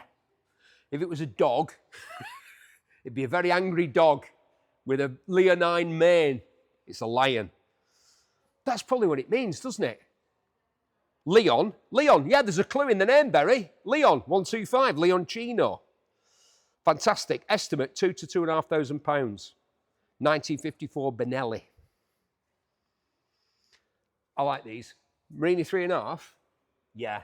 What a lovely bike. What a great looking bike. Again, the Italians, they know how to make things look good, don't they? No matter what it is. I like these. Very well put together. Very well balanced. Not quick. I almost bought one once. And I rode one of these, and I rode the Dart, which was one of these with loads of bodywork on it. And I thought, it's a bit slow. But perhaps I was missing some of its qualities, which are more to do with being balanced and handling and braking and engine performance all going together. Plus, it looks great. Bonafide classic, 1983 now, that bike. There was me thinking about buying one. Wow. 2,750 to 3,750 is a UK bike from new, 21,000 miles. Only 21,000 miles in 40 odd years. Wow. Marini, Moto Marini. The back, of course, it's not exactly the same, people, but I rode one recently, and I'll tell you what, for the money, the new ones, good. Not brilliant, but good. But they were brilliant back in the day. So well put together, so distinctive. And that unique Marini V-twin that they did as a 3.5 and a 500. Cheap, that bike, for what it is. This is an MV Agusta. MV, they dominated motorcycle racing from the mid-50s right up until the Japanese took over that. They decided they were going to do that instead. With riders like John Surtees, Giacomo Agostini, Phil Reed, Mike Halewood, the greats, the all-time greats rode MVs. This is an MV Agusta 175. Beautiful example, stunning bike, might need a minor recommission. It's in lovely, it's a mix of, I'll tell you what it is, it's a sympathetic restoration. So they've not obliterated the patina and the history of this motorcycle, which proudly proclaims all the world championships that they won here. Campione del Mondo, 1952 in the Class 125cc and 1953. So in 1953, they were boasting about winning the 125 championship. First person to win the 125 championship for MV Agusta, Cecil Sandiford, or Sandford. Am I saying Sandiford's because there was Sandiford's motorcycles in Bury and he was called Sandford? I might be, but I'm there or thereabouts, you've got to admit. If I'd shouted his name across the room, he would have responded with either of those variations on it. They loved the British riding at MV. Surtees, Reed, Halewood, Les Graham won their first 500 championship. It's a beautiful example. Could be yours. MV Agusta. What a name. 3.5 to 4,500 miles. 1953 MV. Another MV. And a distinctive motorcycle. Styled by Giorgetto Giugiaro, the maestro. I met him. I think I've told the story before. I like this bike. Unrestored as it is, I would do an oily rag restoration. I know it's got a bit rusty and a bit rotty around a couple of parts of it. I'd just clean that up. Don't mess with this too much if you buy it, please. It's a rare bike. It was designed by a car designer. You can see that. That makes it unusual. Not entirely successful, but distinctive. A 350 Ipotesi, yes, that's what it's called, the 350 Ipotesi, made between 75 and 77, 350cc, 35 brake horsepower, triple disc brakes and magnesium wheels. Wow, what a specification. It would have cost a king's ransom when it was new for a 350, which is why people probably went and bought bigger bikes. But that could be yours now for 3,250 to 3,750. That's the estimate. These are only estimates. It could go for a lot more. It's a Velocette. It's a noddy bike. Look at this. The noddy bike. Why? Because policemen rode them and AA patrol people rode them and RAC patrol people. And they would nod. This is a non-police one. This is a civilian noddy bike. It was a good idea. Combine a scooter and a motorbike in the same vehicle. So, weather protection from the elements, which in this part of the world do the best to put you off motorcycling and make you all wet and cold and horrible. And also protection from your motorcycle, which would splatter you with like oil and stuff on your suits because you might be going to work in an office somewhere. So you don't want to turn up all nasty. You want to turn up looking smart, don't you? But with the advantage of a motorcycle, better road holding, more stable in a straight line, better round corners than a scooter. I love scooters, but they can be tricky. You start trying to go quick on a scooter, it can be tricky. Not that you could go that quick on one of these. Look at this pillion pad on the back. Yes, my dear, you can get on the back of my motorcycle. Velocette, what a name. More wings on the name there, Velocette. They made some amazing bikes. The KTT was the first bike to have a swinging arm with rear suspension and a positive stop neutral on the gearbox. And you think, well, so what? Imagine life without those two things. Where before, you had to hold it in gear or you had to turn the engine off and stuff like that to find neutral. And it was on, and rear suspension with a swinging arm and shocks. On the same bike, they debuted a Velocette, innovative Velocette. Maybe it was their undoing in the end, because if you're innovative, it frequently is your undoing. What you should do, really, is refine other people's good ideas if you actually want to keep going and make money. This could be yours for no reserve. No reserve on that bike. Another one. This was a police bike. That's why it was called a noddy. It used to nod. Yeah. Not the bike, the rider. 200 cc's. Oh, hold on a minute. It says, it says here, a police bike, but not a police bike. So it was, this one was police edition, but it wasn't sold to the police. So somebody went out and bought the police version of this bike to ride around themselves. Look at them running boards, like a scooter. Yeah, so half scooter, half Vespa, and half sort of regular British 200cc single-cylinder motorcycle. So big wheels, better brakes, more comfortable suspension, but a bit of weather protection. How much that one? No reserve. Fantastic. A noddy bike, a Velocette LE. No reserve.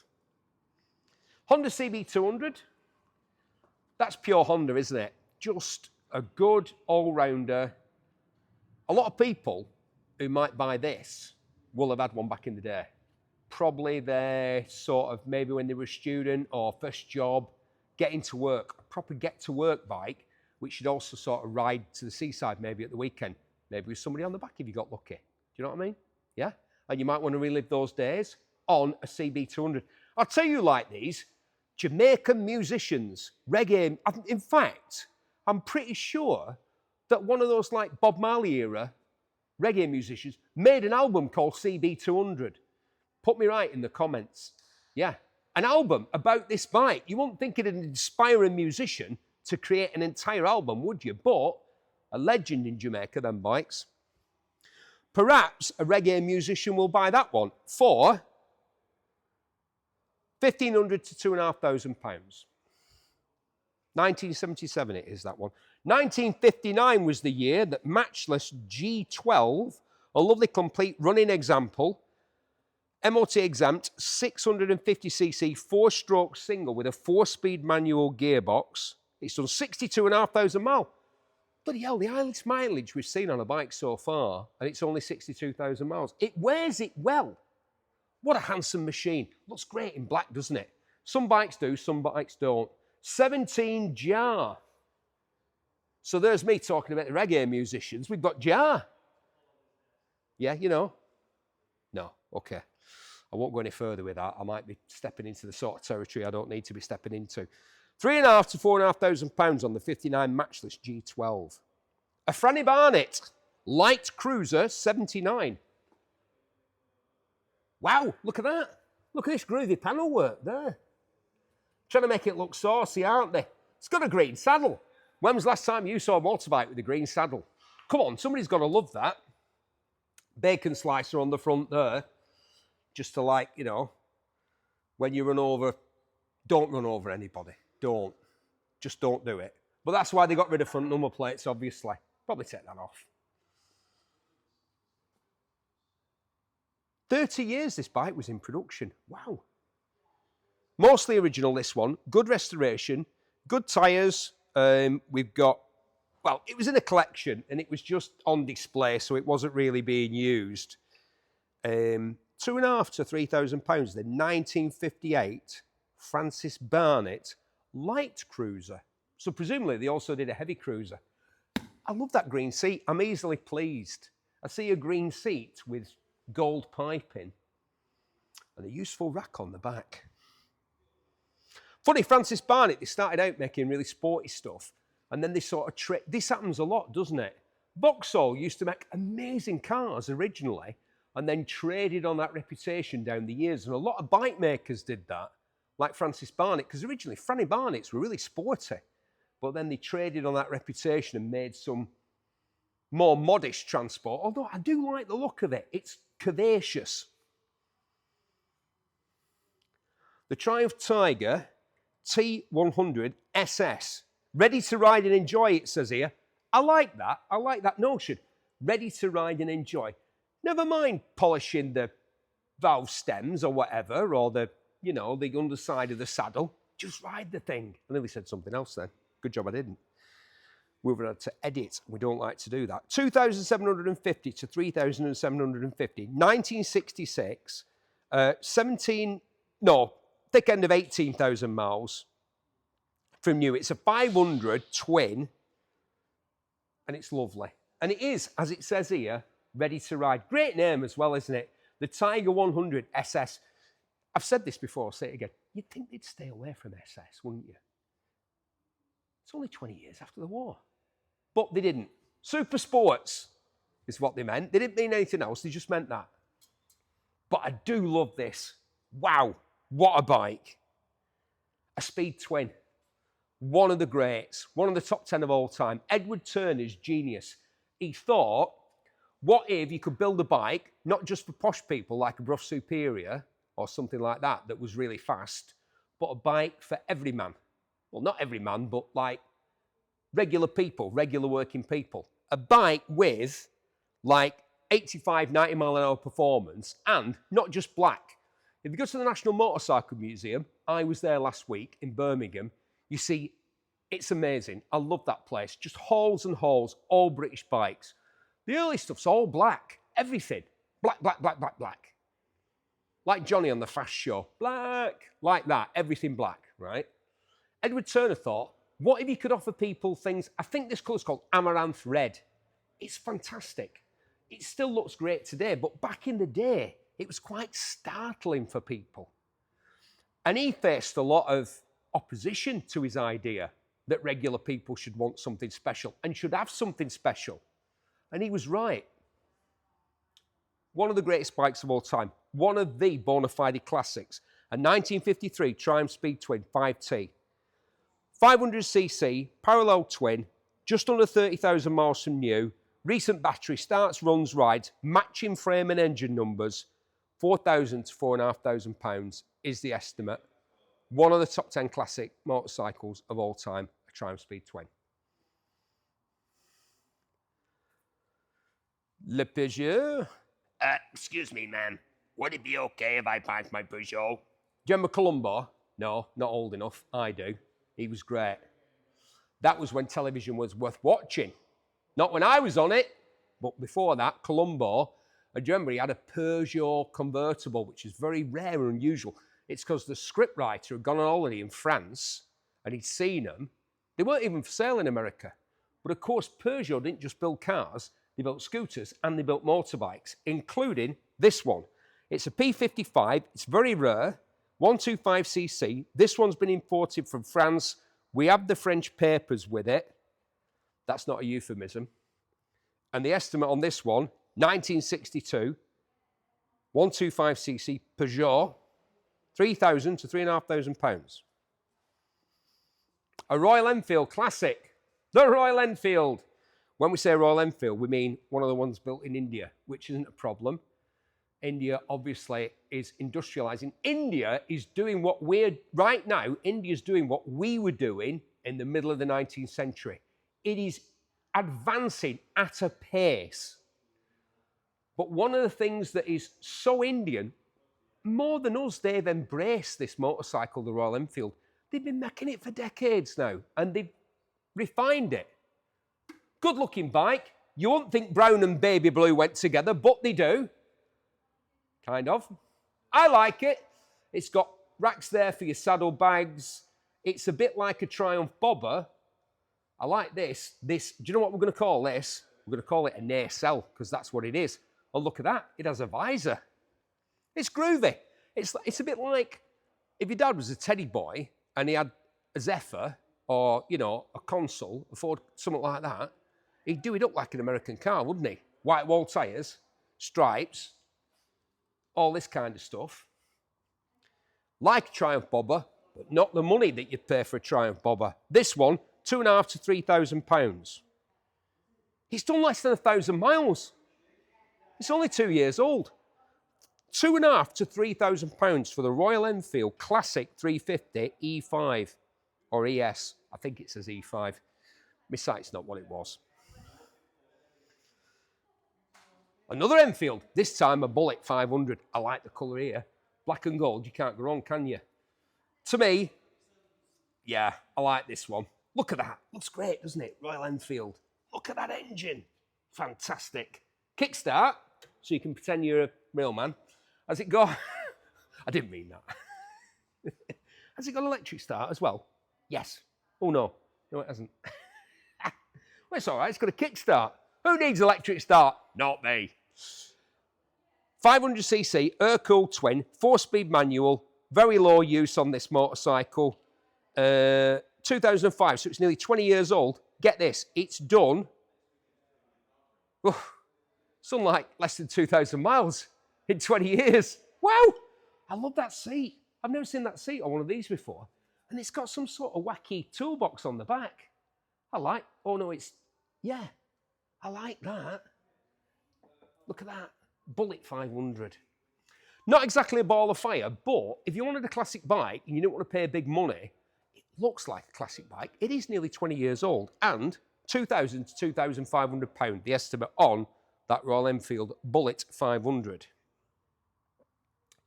XS650 Yamaha Special in deep purple. Yeah, deep purple. A popular 1980s 650cc twin-cylinder custom /cruiser. It's a custom, it's a cruiser. So customs don't necessarily need to be a cruiser, do they? But this one is. Like a British bike, again, people say, like a British 650 parallel twin, but without the oil leaks. And yet, there's an oil pan there. But that's because it might leak a little bit. But do you know what that is? Character. Just top it up every now and again. It's no biggie. There's like a teeny tiny amount in there. And it's reflected in the price of this 1980 motorcycle. It's the special, because it's got like these bars so you can pretend that you're like, well, you don't have to pretend, because you might be badass. I was going to say you could pretend you're badass. You might be totally badass, and you might want to buy this bike. And you'll be pleasantly surprised, because the estimate is £1,000 to £1,500. Look at this gold wing. Look at the seat on that King and Queen. Fantastic. Look how much bite you get for your money. Look at that massive engine. Fantastic. Flat 4, 1100cc shaft drive, obviously. Is it big miles? Not really. It's about 35,000 and 1980. So, it's 44-year-old. Wow. I like this bike. It's got patina, which means patina's good. It does, I don't mean, some people when they say patina, they mean it's knackered. It's not. It's far from knackered. There's many, many tens of thousands of miles left in this bike if you would care to join it for them. The estimate is £3,500 to £4,500. They're getting collectible, these. Only 2 owners from new. And like I said, the mileage on this, it's in kilometres, just under 45,000 kilometres. So is it an import? Yeah. Huh. Right, okay. Collectible, love the King and Queen, great colour, all standard throughout apart from that, 1100, Honda Gold Wing, £3,500 to £4,500 is the estimate. Again, I'll say these are just estimates. We don't know what's going to happen on the day. Something exciting, we hope. Join us, it's fun. 1976, buy a bike. Go on. Somebody's got to pay me. Have they? I'm getting paid, aren't I? No? Okay. 1976 Honda CB750 F1, UK bike. Great colour. 28,000 original miles. Original exhaust and headlight. Wow. From 1976, really? Really? Somebody must have taken them off and put some, and then when it's for sale. Now it says it's a UK bike. It's got side reflectors. Okay. Well, we'd know. The paperwork could tell you that. If we say it's an original UK bike, it's an original UK bike because the paperwork will reflect that. And you've got the V5 with this bike. Estimate 4,000 to 4,500 miles, just under 30,000 miles on that 76 CB750 F1. CB750 K3. It's got flames on it. Flame job on the tank. Look at that. Groovy. Groovy, baby. I think it could do with a badge, maybe. Kickstart on this one. 1973. Wow, early. I think this one is an import. 20 kilometers or miles per hour. Miles per hour. I keep kicking the oil pans under these bikes. I'm sorry, because I don't expect Japanese motorbikes to have oil pans underneath them. But this one has, but there's nothing in it. There's nothing in it. They've just put it there for safety's sake. Kickstarter on this one, although of course you've got electric start as well. It's got these higher bars, disc brake on the front. In overall, pretty good condition. The estimate, though, reflects the fact that it is a bit careworn. It's had a life. It's wearing its history proudly. 2,250 to 2,750 pounds. 1973 Honda CB750. What a classic. Cheap. This is a Royal Enfield, or was a Royal Enfield, 250. Spares or repairs, it says here. Quelle surprise. Registration number is transferable. We've got a full V5 on it. There is no reserve on that. Kit form, Royal Enfield 250cc from 1965. I like this. Look at this, groovy. Honda C92 Bentley, no reserve. Built for the American market. It's a UK bike though. 124cc's, supplied from a collection. Original. Look at it. The pattern is great. I wouldn't mess with that too much. The vendor states that this bike runs and rides great. It is a cheap way into classic Japanese motorcycling. 1964, it's as old as me. Which one of us looks best? Well, it's the bike, but which one of us runs and rides the best? Well, who knows?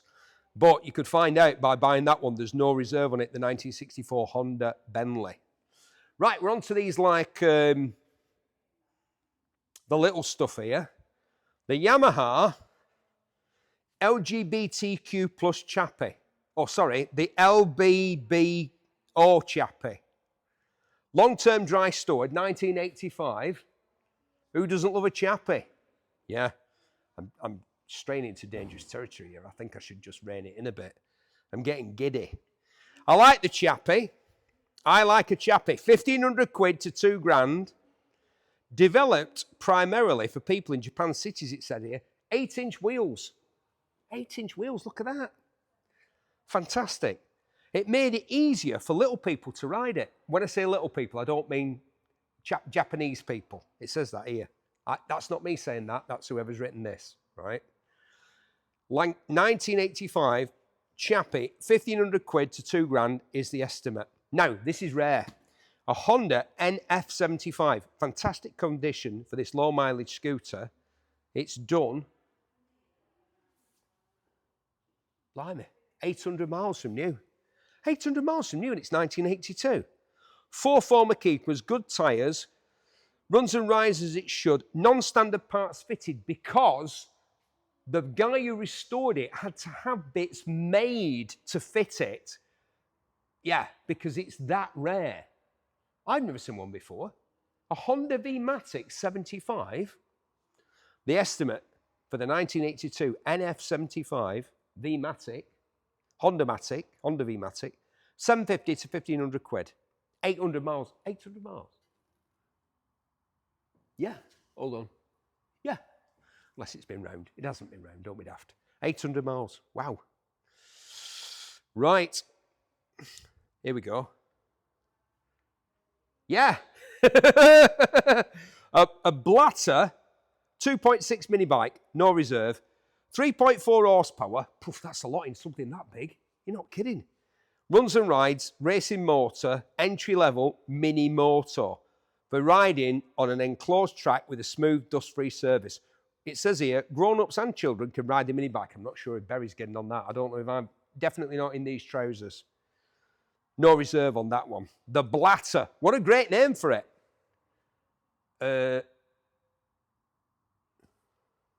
Is there another one? Ah, here we are. Yeah, here it is. It's another Blatter. It's a Blatter Elite. Who comes up with these names? The Blatter Elite 14J mini bike. That's a long name for a small motorbike, isn't it? Race motor. Right, you're not going to believe this. Right, that one's 3.5 horsepower. What do you reckon this one is? I'll tell you what it is. It's 12 horsepower. So it's like 3 times as much as the standard one. Runs and rides, good overall condition, a great way to put yourself in A&E. If you're not careful, be careful. 12, you're going to think, it's only 12 horsepower. What are you talking about? It weighs nothing. 12 horsepower. You get on that. A lot of fun. No reserve on the Blatter Elite 14J. Right, if we come around here, Sax and drugs and rock and roll. It's a Sax Madass 50, 2009. The V5 is present. A superb, it says here, city commuter bike. Sax, I remember this. They made this, the Madass. They made the XTC125, which was like a proper full-on race replica 125. And they made an 800, which I nearly bought, which was like a VX800 Suzuki. Used the same engine, but it's Sax, the Austrian people, the massive industrial concern that make all sorts of things, including shock absorbers. The quality of these things was mega. This one's had a bit of an hard life. It's had some use, but it's still rocking and rolling, and it's available with no reserve. The Sax Madass 50. Madass, baby! Right, I like this. A mini dirt bike, 1973 Yamaha GT80. Restored 18 months ago, runs and rides. The V5 is supplied. Good tyres, matching numbers, and all that carry on. A cracking way for the young folk to get into motorcycling. Lovely thing. They probably want something more modern, but I think that might end up as like garage decoration. You know, like hanging from the rafters or something like that. And it's a cheap way of doing it. The estimate is £1,000 to £1,500. 1973 Yamaha GT80. A gag bike. That's what they call these back in the day. Suzuki RB50. It says, unregistered children's super sports bike? No, sir. This is a gag bike. You are meant to ride these on the road. It was a Japanese thing. They're an odd lot, aren't they? I love them. They've made some brilliant bikes and some brilliant cars, but they are an odd lot. These were designed to be ridden on the road. The Germans like these as well, and you could get all sorts of kits to hop them up and suspension and brakes and all that carry on. This one is largely original. It's done a lot of miles.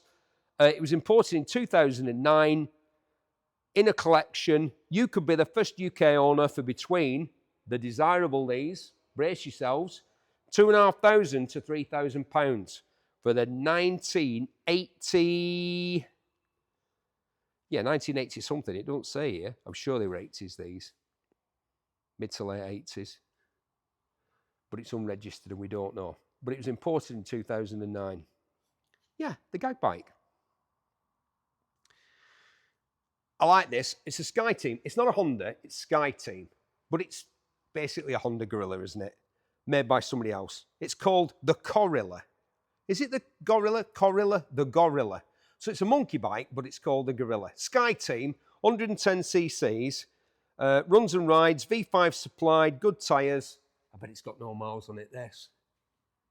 20 miles. How old is it? 2009, it's done 20 miles. It's been in a collection. No reserve. I keep looking, thinking, well, how much? No reserve. You could come, buy it, have a lot of fun on a Gorilla. You could ride a Gorilla, if you like. These, what an interest. It is a proper collection because it's a collection of weird stuff. But you might like weird stuff. I do. I like this. The Street Magic. The Suzuki TR50S Street Magic. Super rare learner mini bike. You could whiz through town on one of these. You won't see another. CVT, no gears, you just twist and go. Imported from Japan in 2023. Great tyres on it, low mileage, no reserve. The Suzuki TR50S, street magic, yeah. Honda ST70 DAX, more mini bikes, more mini bike fun with Steve Berry. The Honda DAX, we had the best Honda DAX in the sale last time. This isn't the best one in the world, but it's cheaper. The estimate is 1,500 quid to 2,000. It's a 1975 70cc DAX, which has been previously restored, but now there's a bit of wear on it. No wrong with that. It runs and rides great, good tyres, an original bike. Like I say, 1,500 to 2 grand. I had one of these. You won't think, but I did. An Italjet Packaway. The ultimate, I put it in the boot of a car. I put it in the boot of the car and I thought what I could do was drive to London and park somewhere for nothing just outside London and ride in on this. But somebody offered me money for it, so I sold it. And I did that on a bicycle instead. Yeah, fascinating story. A folding bicycle, a British one, but not a Brompton, a Bickerton. We might have some more bikes. We had bicycles in the last sale. Have we got any bicycles? Good. I'm not the best with bicycles. I like the choppers and the grifters, but... And I had one of these, an Italjet Packaway. Very rare, great design, very unusual. Look at these tyres. Might be just the job if you've got a camper, because it does fold away very small, much smaller than most of these fold away things. 1978, made for the Italian military, rather obviously, and a derivation of the Corgi Wellbike thing that was made here in Britain during the war. And when we say the war in Britain, we mean the Second World War. Yeah, we know that you lot poke fun at us for that, but, you know, guess who were the only people who stepped up when it matters? Us. Yeah, till everybody else decided. And, obviously, our brothers in Australia, Canada, and all those places. Yeah, you lot, fine. But the Americans and everybody. Canadians, yes, brilliant, but let's not talk about that. The Italjet Packaway, no reserve. Bloody hell, they're rare. 1978 as well. Wow. We're live. We are live. Turo, you could buy this and you could be a Turoist. You won't want to be one of them, would you? Good. Did Paul tell you to say that? I thought of that all on my own, Hey, George. well, Hey, listen to this. You've got trouble with your bowels as well. That's a proper horn, isn't it? I'd not heard of them. Had you heard of them, Turo? Yes, I have. Right. Partly because of my age. I've always been interested in bikes from the 20s, and in fact, one of the first bikes I bought in 1964 was a Humber and paid 40 quid for it, a 350. And this is very similar style. 1932, this one. The company, it says, was founded in 1887 by Charles Turo on their current location of the factory where they made knitting machines. So, in a way, like Honda, Toyota rather. Because I think that's how Toyota got going. They made knitting machines, which they got from Oldham, Lancashire. They did? Yeah, they did. That's how Toyota got going. But they should have asked for a share of the company, shouldn't they? Wolsey, well known for making cars in the 1900s, which Paul's going to drive on, they started making milking machineries and things like that. Yeah. Nothing to do with cars at all. And somebody thought, oh, new technology, we'll embrace it, and started making cars. So they all started somewhere. They did. Obviously like this. So we've got, it says a very rare UK registered. This one is UK registered. What sort of CC would this be and how many cylinders? It's just a single cylinder, isn't it? Well, it's a single cylinder side valve, and looking at the size of that block, it's probably only just over 200 cc's. Yeah, something like that. But it's got an amyl carburettor on it, and I don't know whether if Charlotte comes around and have a look at here. This is, to me, is the intrinsic side of this machine. Obviously, you can see there that's obviously the name of the machine. This little thing here shows you when the oil's going through, so you can look down and making certain the oil's going around the engine that it doesn't seize. But it's actually got on the front of there's a charging device, so you could have electric lights, which was quite advanced at that time. Gearbox separate, probably 3-speed, kickstarter. This is the tank for the oil. A lovely machine that's been well restored. And I often think that when I see machines like this, it's come from a very good home that somebody's appreciated owning it. Apparently, it's been in the UK quite a while. It's been here since '69, but it was in a museum for a long time. Sure. But it's been recommissioned. Yeah. That amyl carburettor is new to the job. I wonder if that was the original carburettor. No, it wouldn't be. No, it would have been something French, wouldn't it? That's why it's failed. But the other nice thing about it is this is little pouch here. Hey, look at that. You can put your tools in, right? Look at that. So if you ever had to have a plug spanner to change the plug, you might have some tyre levers in. You might even have a spare link, so in case your chain broke. You might even have a spare throttle cable. Or would go in that little pouch, one on the other side as well. This is truly a lovely machine. I'm quite surprised it's only got one saddle, aren't you? Well, it might tell you that it might not be able to take 2 people. Yeah. They were giving you Depending in there, upon weren't size, yeah. So, but there you would. they? Do we know what this is for? What's No. that for? I don't know. It's been engineered for some reason. I think it might. It's not for hand signals. I'm not going to say what I think it might be for. I think we should allow the new owner of this Turo to decide. And I'm just going to do this one more time because it's fantastic. It's a lovely machine. Let's have a look at the next one. Franny B. Francis, George, why is this motorcycle so low? Look, I'll stand next to the saddle. I'm 5'10", slightly above average height for a British male. Look how low it is. People were little low, weren't they? They were shorter back in the old days. Maybe so. I'm not quite too sure about this, whether it's actually had some kind of racing pedigree with it. It's obviously these handlebars, you can turn them down a bit. It's very low, so centre of gravity, as you'll understand, will be quite simple to ride. Look at that relationship between the foot peg and the bars. This is a proper racer, isn't it? Well, you'd have a lot of fun with it, that's for sure.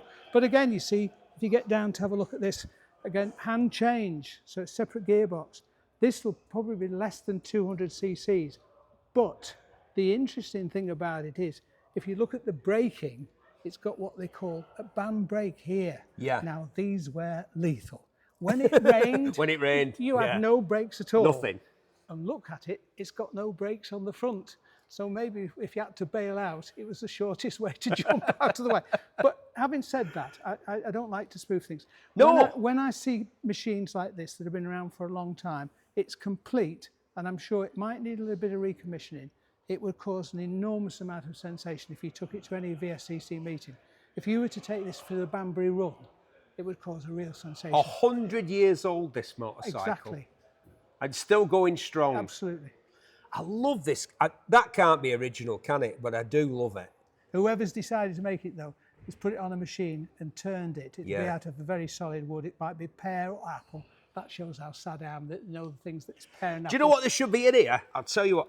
flask. It says, oh, right, okay. Go on, what's the There's a message inside the basket. Whoever buys this machine. Right, and look what it says. Don't remove the basket. It was on the bike when it was built in 1924. That can't be 100 years old, that wicker basket, can it? Wow. Could be. I know a lot of these people in Liverpool in my time, when my father used to get baskets for putting on bicycles, were made for people with handicaps. There was a company called Remploy, a company. Oh, yeah, of course. And they used to make baskets, and we used to buy them, put them on bicycles. George, what's this bit at the back here, like that clip there? What's that for? So when you take it off its stand, Yeah. that clips under the back. Ah, the stand obviously fixes under there. And you just put your feet on it and put it down. I mean, again, it's not a show queen. It's as it should be. It could have a lot of fun with it and take it to any event, and people would say, "What is it?" And you say, "This is a bike that's 100 years of age." 100 years old. Wow. It's wonderful.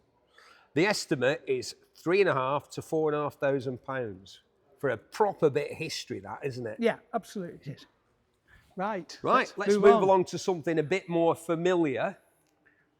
BSA. 1936 Beezer, a model W6, 500cc twin. UK registered, low miles, some history.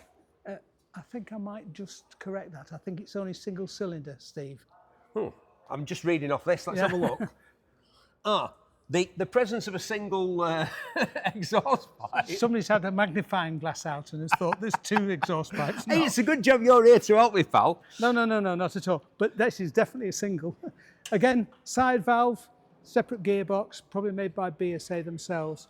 Abel carburettor, hand change. Yeah. Which was very nice. Instruments on the tanks to tell you about charging and the like. But a hand change and a hand clutch. Is it a fan clutch as well? This looks like a brake round this side rather than a clutch, and there's notes on that side. There's the clutch hold, yeah. So one of them you're going to find is the one for the clutch. There it is. There we are. Hand clutch. So you've got to be a bit of a magician to actually operate this motorcycle. Would this have been one that, this would have been a real sort of get you to work? Oh, very much so. Pulling a sidecar as well, perhaps? Possibly. I mean, I know a lot of these machines now, people that do reenactments for Second World War, they love machines like this because it's got the girder forks and it just looks a very old machine. And in fact, they were used by the army during the Second World War. Because the military spec ones from the war, everybody had to make the same bike, didn't they? So that in the field, you could put the forks out of a Norton in a Triumph or Royal Enfield or whoever had made the motorcycle. It was basically make it as simple as possible to report it, and you didn't have to take. But the interesting thing about this is it's actually got electric lights as well. There's they now call the word battery, but accumulator isn't here. And the reason with that, of course, is that you'd always have lights when you stopped. If you ride upon it, when you were stopping the engine, you'd have no lights. So this is what it's got. It's a fairly, what it's called, girder front forks. These are the way of controlling the dampers to if you're over very rough terrain, so the springs are a bit harder or wherever it is. Again, not hugely valuable. It's got great history. 6,000 to 7,000 is the estimate on this one. Yeah. It's got somebody's got either an original tax disc or a replica one, which you can get. Again, it's only single cylinder. If it's a 500, you would have found that people did put sidecars on the back. Often people just made them out of wood, metal frame, and they'd put the bike on when they used to go racing. Oh, yeah. I mean, I used to see things in the Isle of Man being shipped on at Liverpool with, Manx Norton on, something like this, and the helmet in the thing, off to the MGP. Look at the springs on that saddle. Who needs rear suspension when you've got a great big saddle like that? You didn't have any. You didn't have any. And by the way, there's a firm up in the northeast in South Shields. You can get these recovered in the same kind of material. Yeah, but that one's in fantastic condition. Great, that'll see us two out, that one, George. No problem. Yeah, where the stitching survived, which but a lovely machine. It's very practical and it would be fun to drive. Not particularly fast, but you wouldn't want to be. Next one, Steve. Moving swiftly on, this is my pronunciation here. Well, mine would be I think I did 2 years of French, but I could just about order a baguette and a beer. This is I'm going to say it's a Monet Coyon. A Monet Coyon. 10 out of 10. Oh, there we go. And if I try and say it, you'll give me 0 out of 10. The Model AS, it's a 96-year-old motorcycle from 1928. What a lot of character this bike's got, hasn't it, George? Look at that. Well, again, look at that fuel tank. It looks fantastic. Yeah. And it's nice to see how it was made. There's hardly any dents in it. Again, it's got the 2 fillers, so one will be oil and one will be petrol. To me, it looks and almost certainly is a 2-stroke. It is. But go for it. My theory is undone. Twin port, but single cylinder. Correct. Yes. Absolutely right. There we go. Yeah. It's got a more modern carburettor on it for sure. George, what was the deal with putting the carburettor to the side of the engine instead of us on a more modern bike from the 60s or 70s? It'd be here, wouldn't it? Why did they used to stick it out in the breeze like that? It would be a good question, which somebody will be watching this video will have the perfect answer. The answer is, when I first looked at it, I thought exactly the same, because all the things like I'd seen in the period, like Villiers engines and things like that, the ports for the exhaust went out one side and the fuel coming in came in the other side. And in 2 strokes, they rely upon the combustion happening initially with the pressure down in the crankcase. But it's just a lovely machine in every way. Look at these handlebar grips. I know. The whole bike reeks of character, doesn't it? Yeah, it's just got so much going on. Hold on. But when you look at the... 1 second. Oh. Sorry, sir. I didn't think it was going to do that. Just made one of the customers jump. What's nice about this is it's an older restoration, but whenever it was done to a really high standard. Red might not be all the colours because, there's lots of machines in the days that did do red frames and things like that, particularly the Americans. But this, to me, again, is the one, You just want to ride it. George, I've got another question that I've got to ask you because I can't think of anybody else here who'd be able to answer it better than you. Why have we got two caps here? Now, I was thinking 96-year-old motorcycle, one side's for petrol, one side's for oil, but the oil tank's here. I know. So how come we've got these two fillers? Again, Is it just a bit of... Encyclopedia will answer that question for us, Steve, with a bit of luck. I tell you what, it won't be water to have a brew in. That's the quality, just feel how heavy that is, and the quality of the metal beautiful. that's been... Yeah. Is it brass? Yeah, oh, absolutely. It has to be brass. Absolutely, beautifully made. As we say, French manufactured, registered in Denmark, got a nice pack of write-ups about this bike. The Monet, the 1928 Monet Koyon Model AS. And I'll tell you what, there's a right old smell of petrol coming out of that fuel tank. Well, I'm actually wondering. I don't think it's that long since this motorbike's been ridden. I can't believe one's the main and one's reserve, but I think someone thinks that. Something like that. Something like that. Hey, well, thanks for helping me out. The 2004 Buell XB9R Firebolt. Low mileage, early American motorcycle. Buell, Eric Buell, I met him and interviewed him a few times. A very interesting man. What an interesting life he's had. And he built these bikes, and then he got absorbed into Harley Davidson, and then that sort of went a bit wrong and bad. But that sometimes happens. Doesn't mean we can't still be friends, just like, I was going to say just like ex-wives, but no, it's not like that at all. Right, okay, 2004, it's 20 years old, wow. 984cc, so 1000cc, Harley engine. It runs and rides great, good tyres, 3,000 to 3,500 pounds on the Buell. The Firebolt.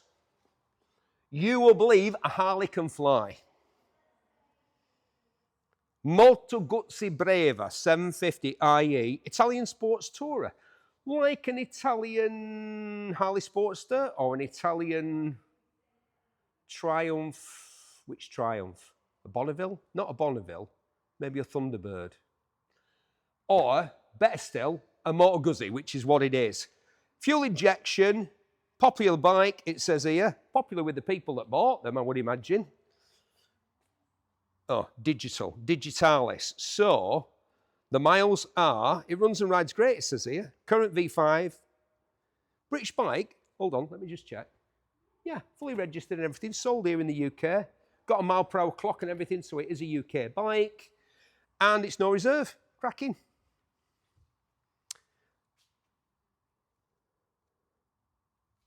A Yamaha SNR660. Wow, I had one of these. It's forever since I saw another one. Right, you got to look at this. Look at the exhaust can. Look at the exhaust can. It's nearly a third of the size of the motorcycle. I had one of these and I enjoyed riding it. Yeah. Single cylinder. It was a color, right, so it says here, color change in 2015 from blue to black. Yeah, mine was blue. And I'll tell you what they've done here. Somebody has coloured or dyed the back of the red seat here to make it look like it's a single seat unit. What a rare bike in the UK. It was expensive, it was uncomfortable, but what a good ride, the handling. These were built in Italy by Belgada. The only thing that saw Japan was the engine, which was the 660 single cylinder engine. 1996, wow, nearly 30 years ago now. And I had one. 20,000 miles from new. It is a UK bike as new. Find another one. Like I said, I had one, and it's got to be... I was living in Manchester city centre at the time, which is where it got nicked from. Yeah, it got nicked. Surprise, surprise, central Manchester. No, I keep my bike somewhere else now. I'm not telling you. I haven't seen one since then. That's an aftermarket. Yeah, it's power bronze. There's me going, oh yeah, that's an aftermarket screen. Yeah, it says power bronze on it, Berry. Yeah, it's clearly an aftermarket screen. I loved it. It was great. Really high quality componentry for the time. Italian hand-built motorcycle for the price of a Japanese mass-produced motorcycle. And now could be yours, no reserve. No, I don't want another one. I had one, I enjoyed it. I don't want another one. So you buy it instead because they're great. GSXR750 F, 1986, the first of its generation, the collectible F model, All parts are included, it says here, right? It runs and rides, long-term dry stored, fully original bike, could be very easily completed. And the estimate on this one, it's an 86, very desirable motorcycle, very collectible motorcycle. GSXR750F from 1986, £3,000 to £3,500, the estimate on that one. Ducati Passo 750, another motorcycle I've owned. God, I'm old. I've owned so many motorcycles. I loved it. I love the styling. I know it's Marmite. Some people like it, like me. Some people hate it. It was a 750. It was a 900. It was an attempt to sell more 900 SSs and 750 SSs by putting this wacky screen on it and this all-enclosing bodywork and making it look modern, even though it wasn't modern. Not very quick, but it's a Ducati. Not that well regarded amongst motorcyclists, but I tell you what, when I had one of these, the general public loved it. They thought it was from the future, but it wasn't, because it was, well, and it's the estimate on this one, 1990. It says a nice unmolested example. And I think I've said this before. I do like a motorcycle to remain unmolested. £2,000 to £2,500. Wow. Yeah. Not exactly a ball of fire, but what a distinctive looking bike. Kawasaki 2000, not pounds. Oh, actually, yeah, because the estimate is 1,500 to 2,500. So when I said not £2,000, you know, in the middle there is £2,000, and you could potentially be the owner of that motorcycle for that amount of money. It's a 600, 6-speed manual. It's got a recent MOT, a Beowulf exhaust. Yeah, good British exhaust. And it's low mileage. Let's see what the mileage is. It's Digitalis. Let's have a look on here. It's just over 21,000 miles. ZX6R, the year 2000. You'll get that on a classic bike policy now that it's 24 years old. And it's a proper sports bike. So you get it on a policy that most people have, like a Francis Barnett or something like that. And you've actually got a sports bike. Doesn't it look big from the front? Big and impressive for a 600, which a lot of 600s don't do. In fact, from the front, it looks like one of those aggressive things that lives on the bottom of the ocean and might kill you, which is good, I'm going to say. 2010 Kawasaki Ninja 250R Scorpion exhaust. Been off the road since 2017. Low mileage, 6-speed manual. It's a no, it's not a 2-stroke. Don't be daft, Berry. It's a 4-stroke, but it is a single 250cc. 250cc Ninja. Wow, they just called everything Ninja, didn't they? Good bike, that. 250, look at it. Doesn't look like a 250. It looks like a much bigger bike, doesn't it? You could get away with telling people that. I bet it doesn't say it anywhere. You know, just like so that you could say, oh, yeah, yeah. People said, what's that, like a 750? Oh, yeah. Don't say, no, it's 250. Looks great. No reserve. Brilliant. Low mileage, A2 license compliant. So if you're trying to get through your test and manoeuvring the ridiculously complex system that's been put in place to persuade people that they shouldn't ride a motorbike deliberately. Yes, we know you've done it deliberately. But you could buy that, you could ride around on it for a bit before you get a big bike. But it looks like a big bike, doesn't it? Which for a lot of people will be a big selling point. As long as you can't see that dirty exhaust going through there. And it's got that can on it, so it looks great. I love black motorbikes. They're hard to keep clean, but I love them. KTM. Bit of a loony machine, this. This is like, take your brain out, put it on the kitchen table over there, and go out on this. Look at it. What a thing. A KTM RC8R Akrapovic edition, number 6 of 100, one owner from new, 1200cc 4-stroke, one owner from new. Shall I say that again? 7 service stamps, standard exhaust. Well, standard exhaust, but it's the Akrapovic edition, so it's going to have the Akrapovic exhaust, isn't it? It's got an MOT, 7,000 to 8,000 pounds, 2012 on that one. Wow. If you want to fry the brain that I said you put on the kitchen, deep fry it, That's the machine to do it. Bikes then were a bit rawer than they are now. It's what, like 12 years old. There's not the same kind of nannying that contemporary motorcycles with this sort of performance have. You're kind of on your own with this one, a lot more. And for a lot of people, that would be a big attraction. Not exactly a touring bike, though, is it? Look at that seat. Look at it. Wow. And then, get this, there isn't anywhere for somebody to sit on the back. It's got pegs. Look where they are. Can you imagine? What are you supposed to do there? It's definitely a one-person machine. Honda Fireblade, the legend that is the Honda Fireblade. Not the best colour scheme. I quite like it. It's very much of its time, isn't it? Which was 1999, an early Fireblade. Well, I don't need to say what. Well, I will tell you what a Fireblade is. It's a 998cc inline 4 16-valve liquid cooled. Super low miles, you say? I'm having a look down here, but it's digital. Let's have a look on here. Super low miles, 15,000 from new. Standard exhaust on a Fireblade. Wow, really? Very clean, very cheap. 2,750 to 3,750 is the estimate. I like these. I had one just like this. It's a 1996. Oh, mine wasn't this colour, I'm sure. It was similar, but not quite the same.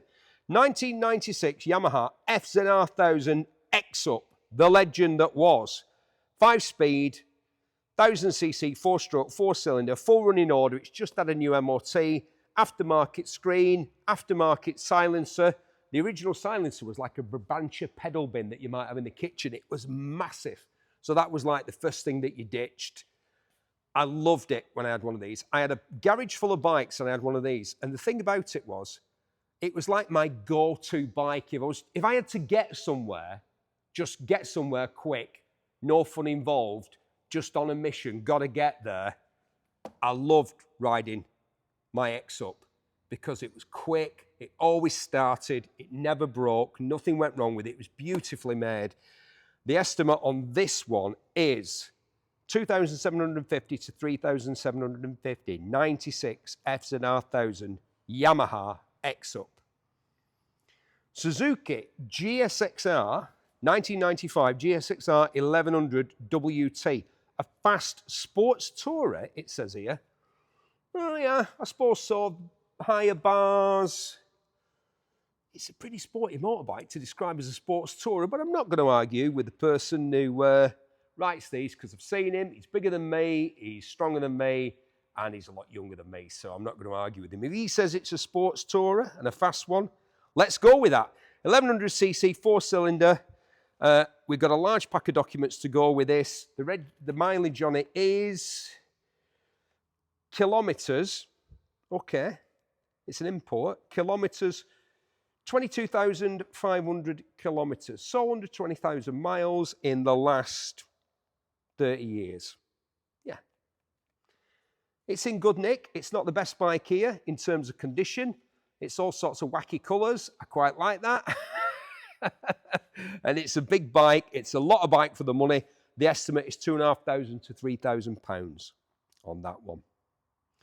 Suzuki GSXR 600, relentless. We are relentless at Manor Park Classics. We're relentless when it comes to motorcycles, about stocking motorcycles, selling motorcycles, the widest variety of classic bikes you'll find here in the Northwest at the only permanent facility for classic bikes and cars. Manor Park Classics. Bring your bike here to sell it, or better still, well, not better still, please do that, but also come along to the sales. They're great.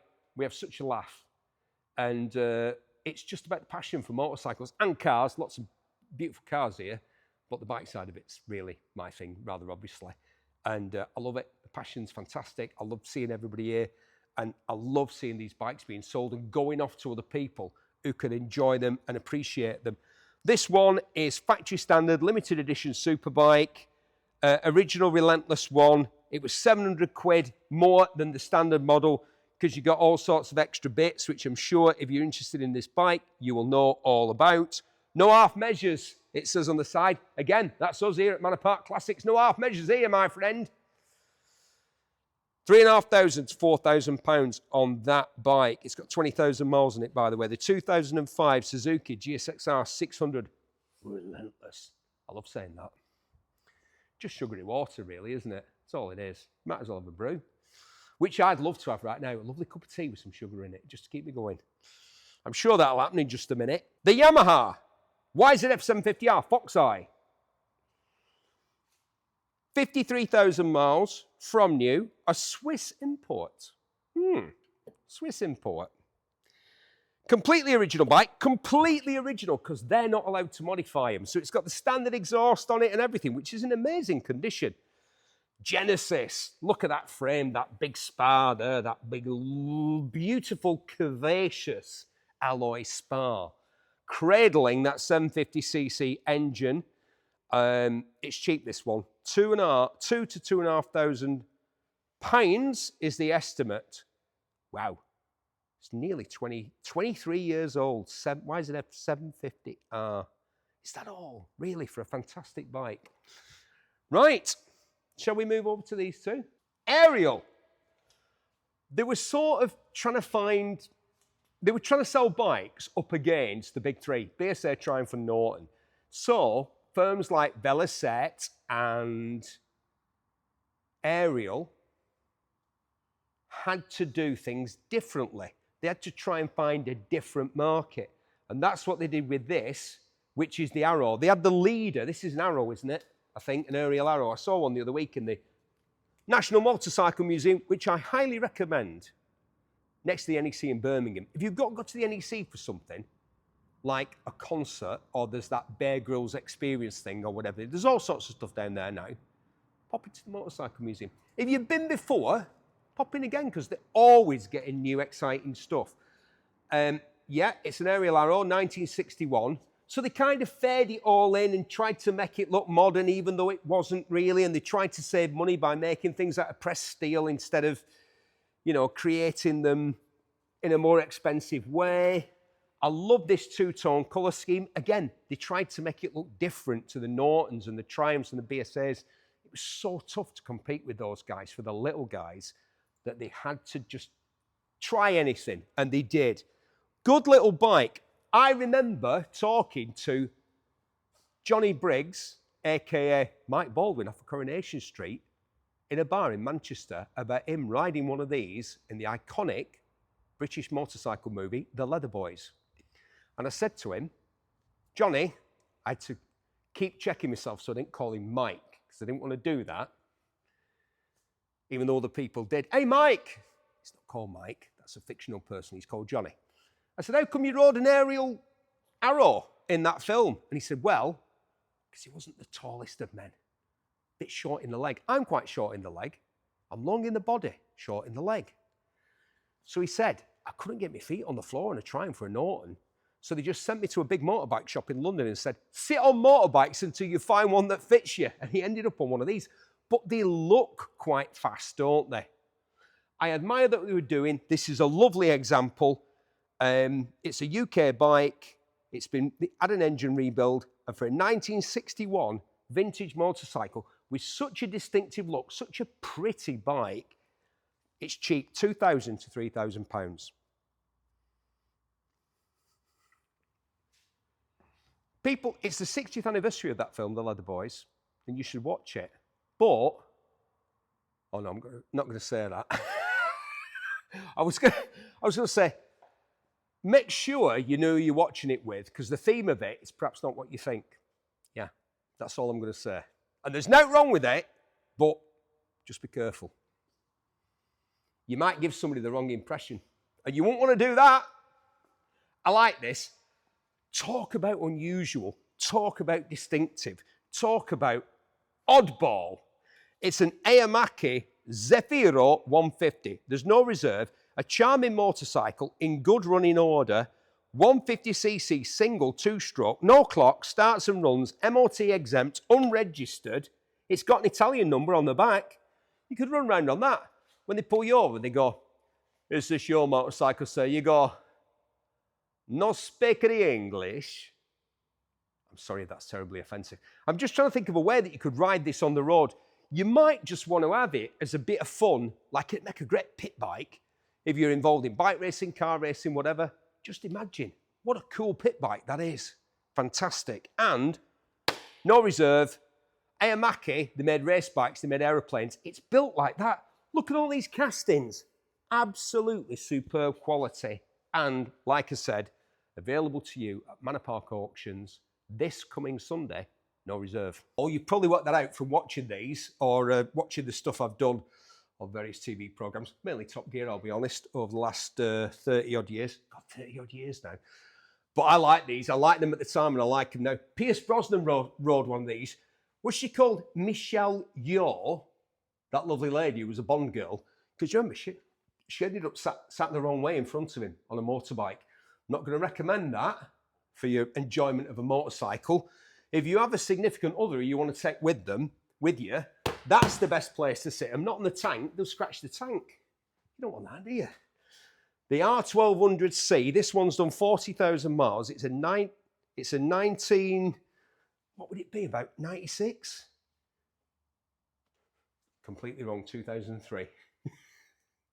BMW Boxer, their attempt to build a Harley or a Motor Guzzi. This one's available for £3,000 to £3,500. It's got 10 months MOT. It's just had a grand spent on it.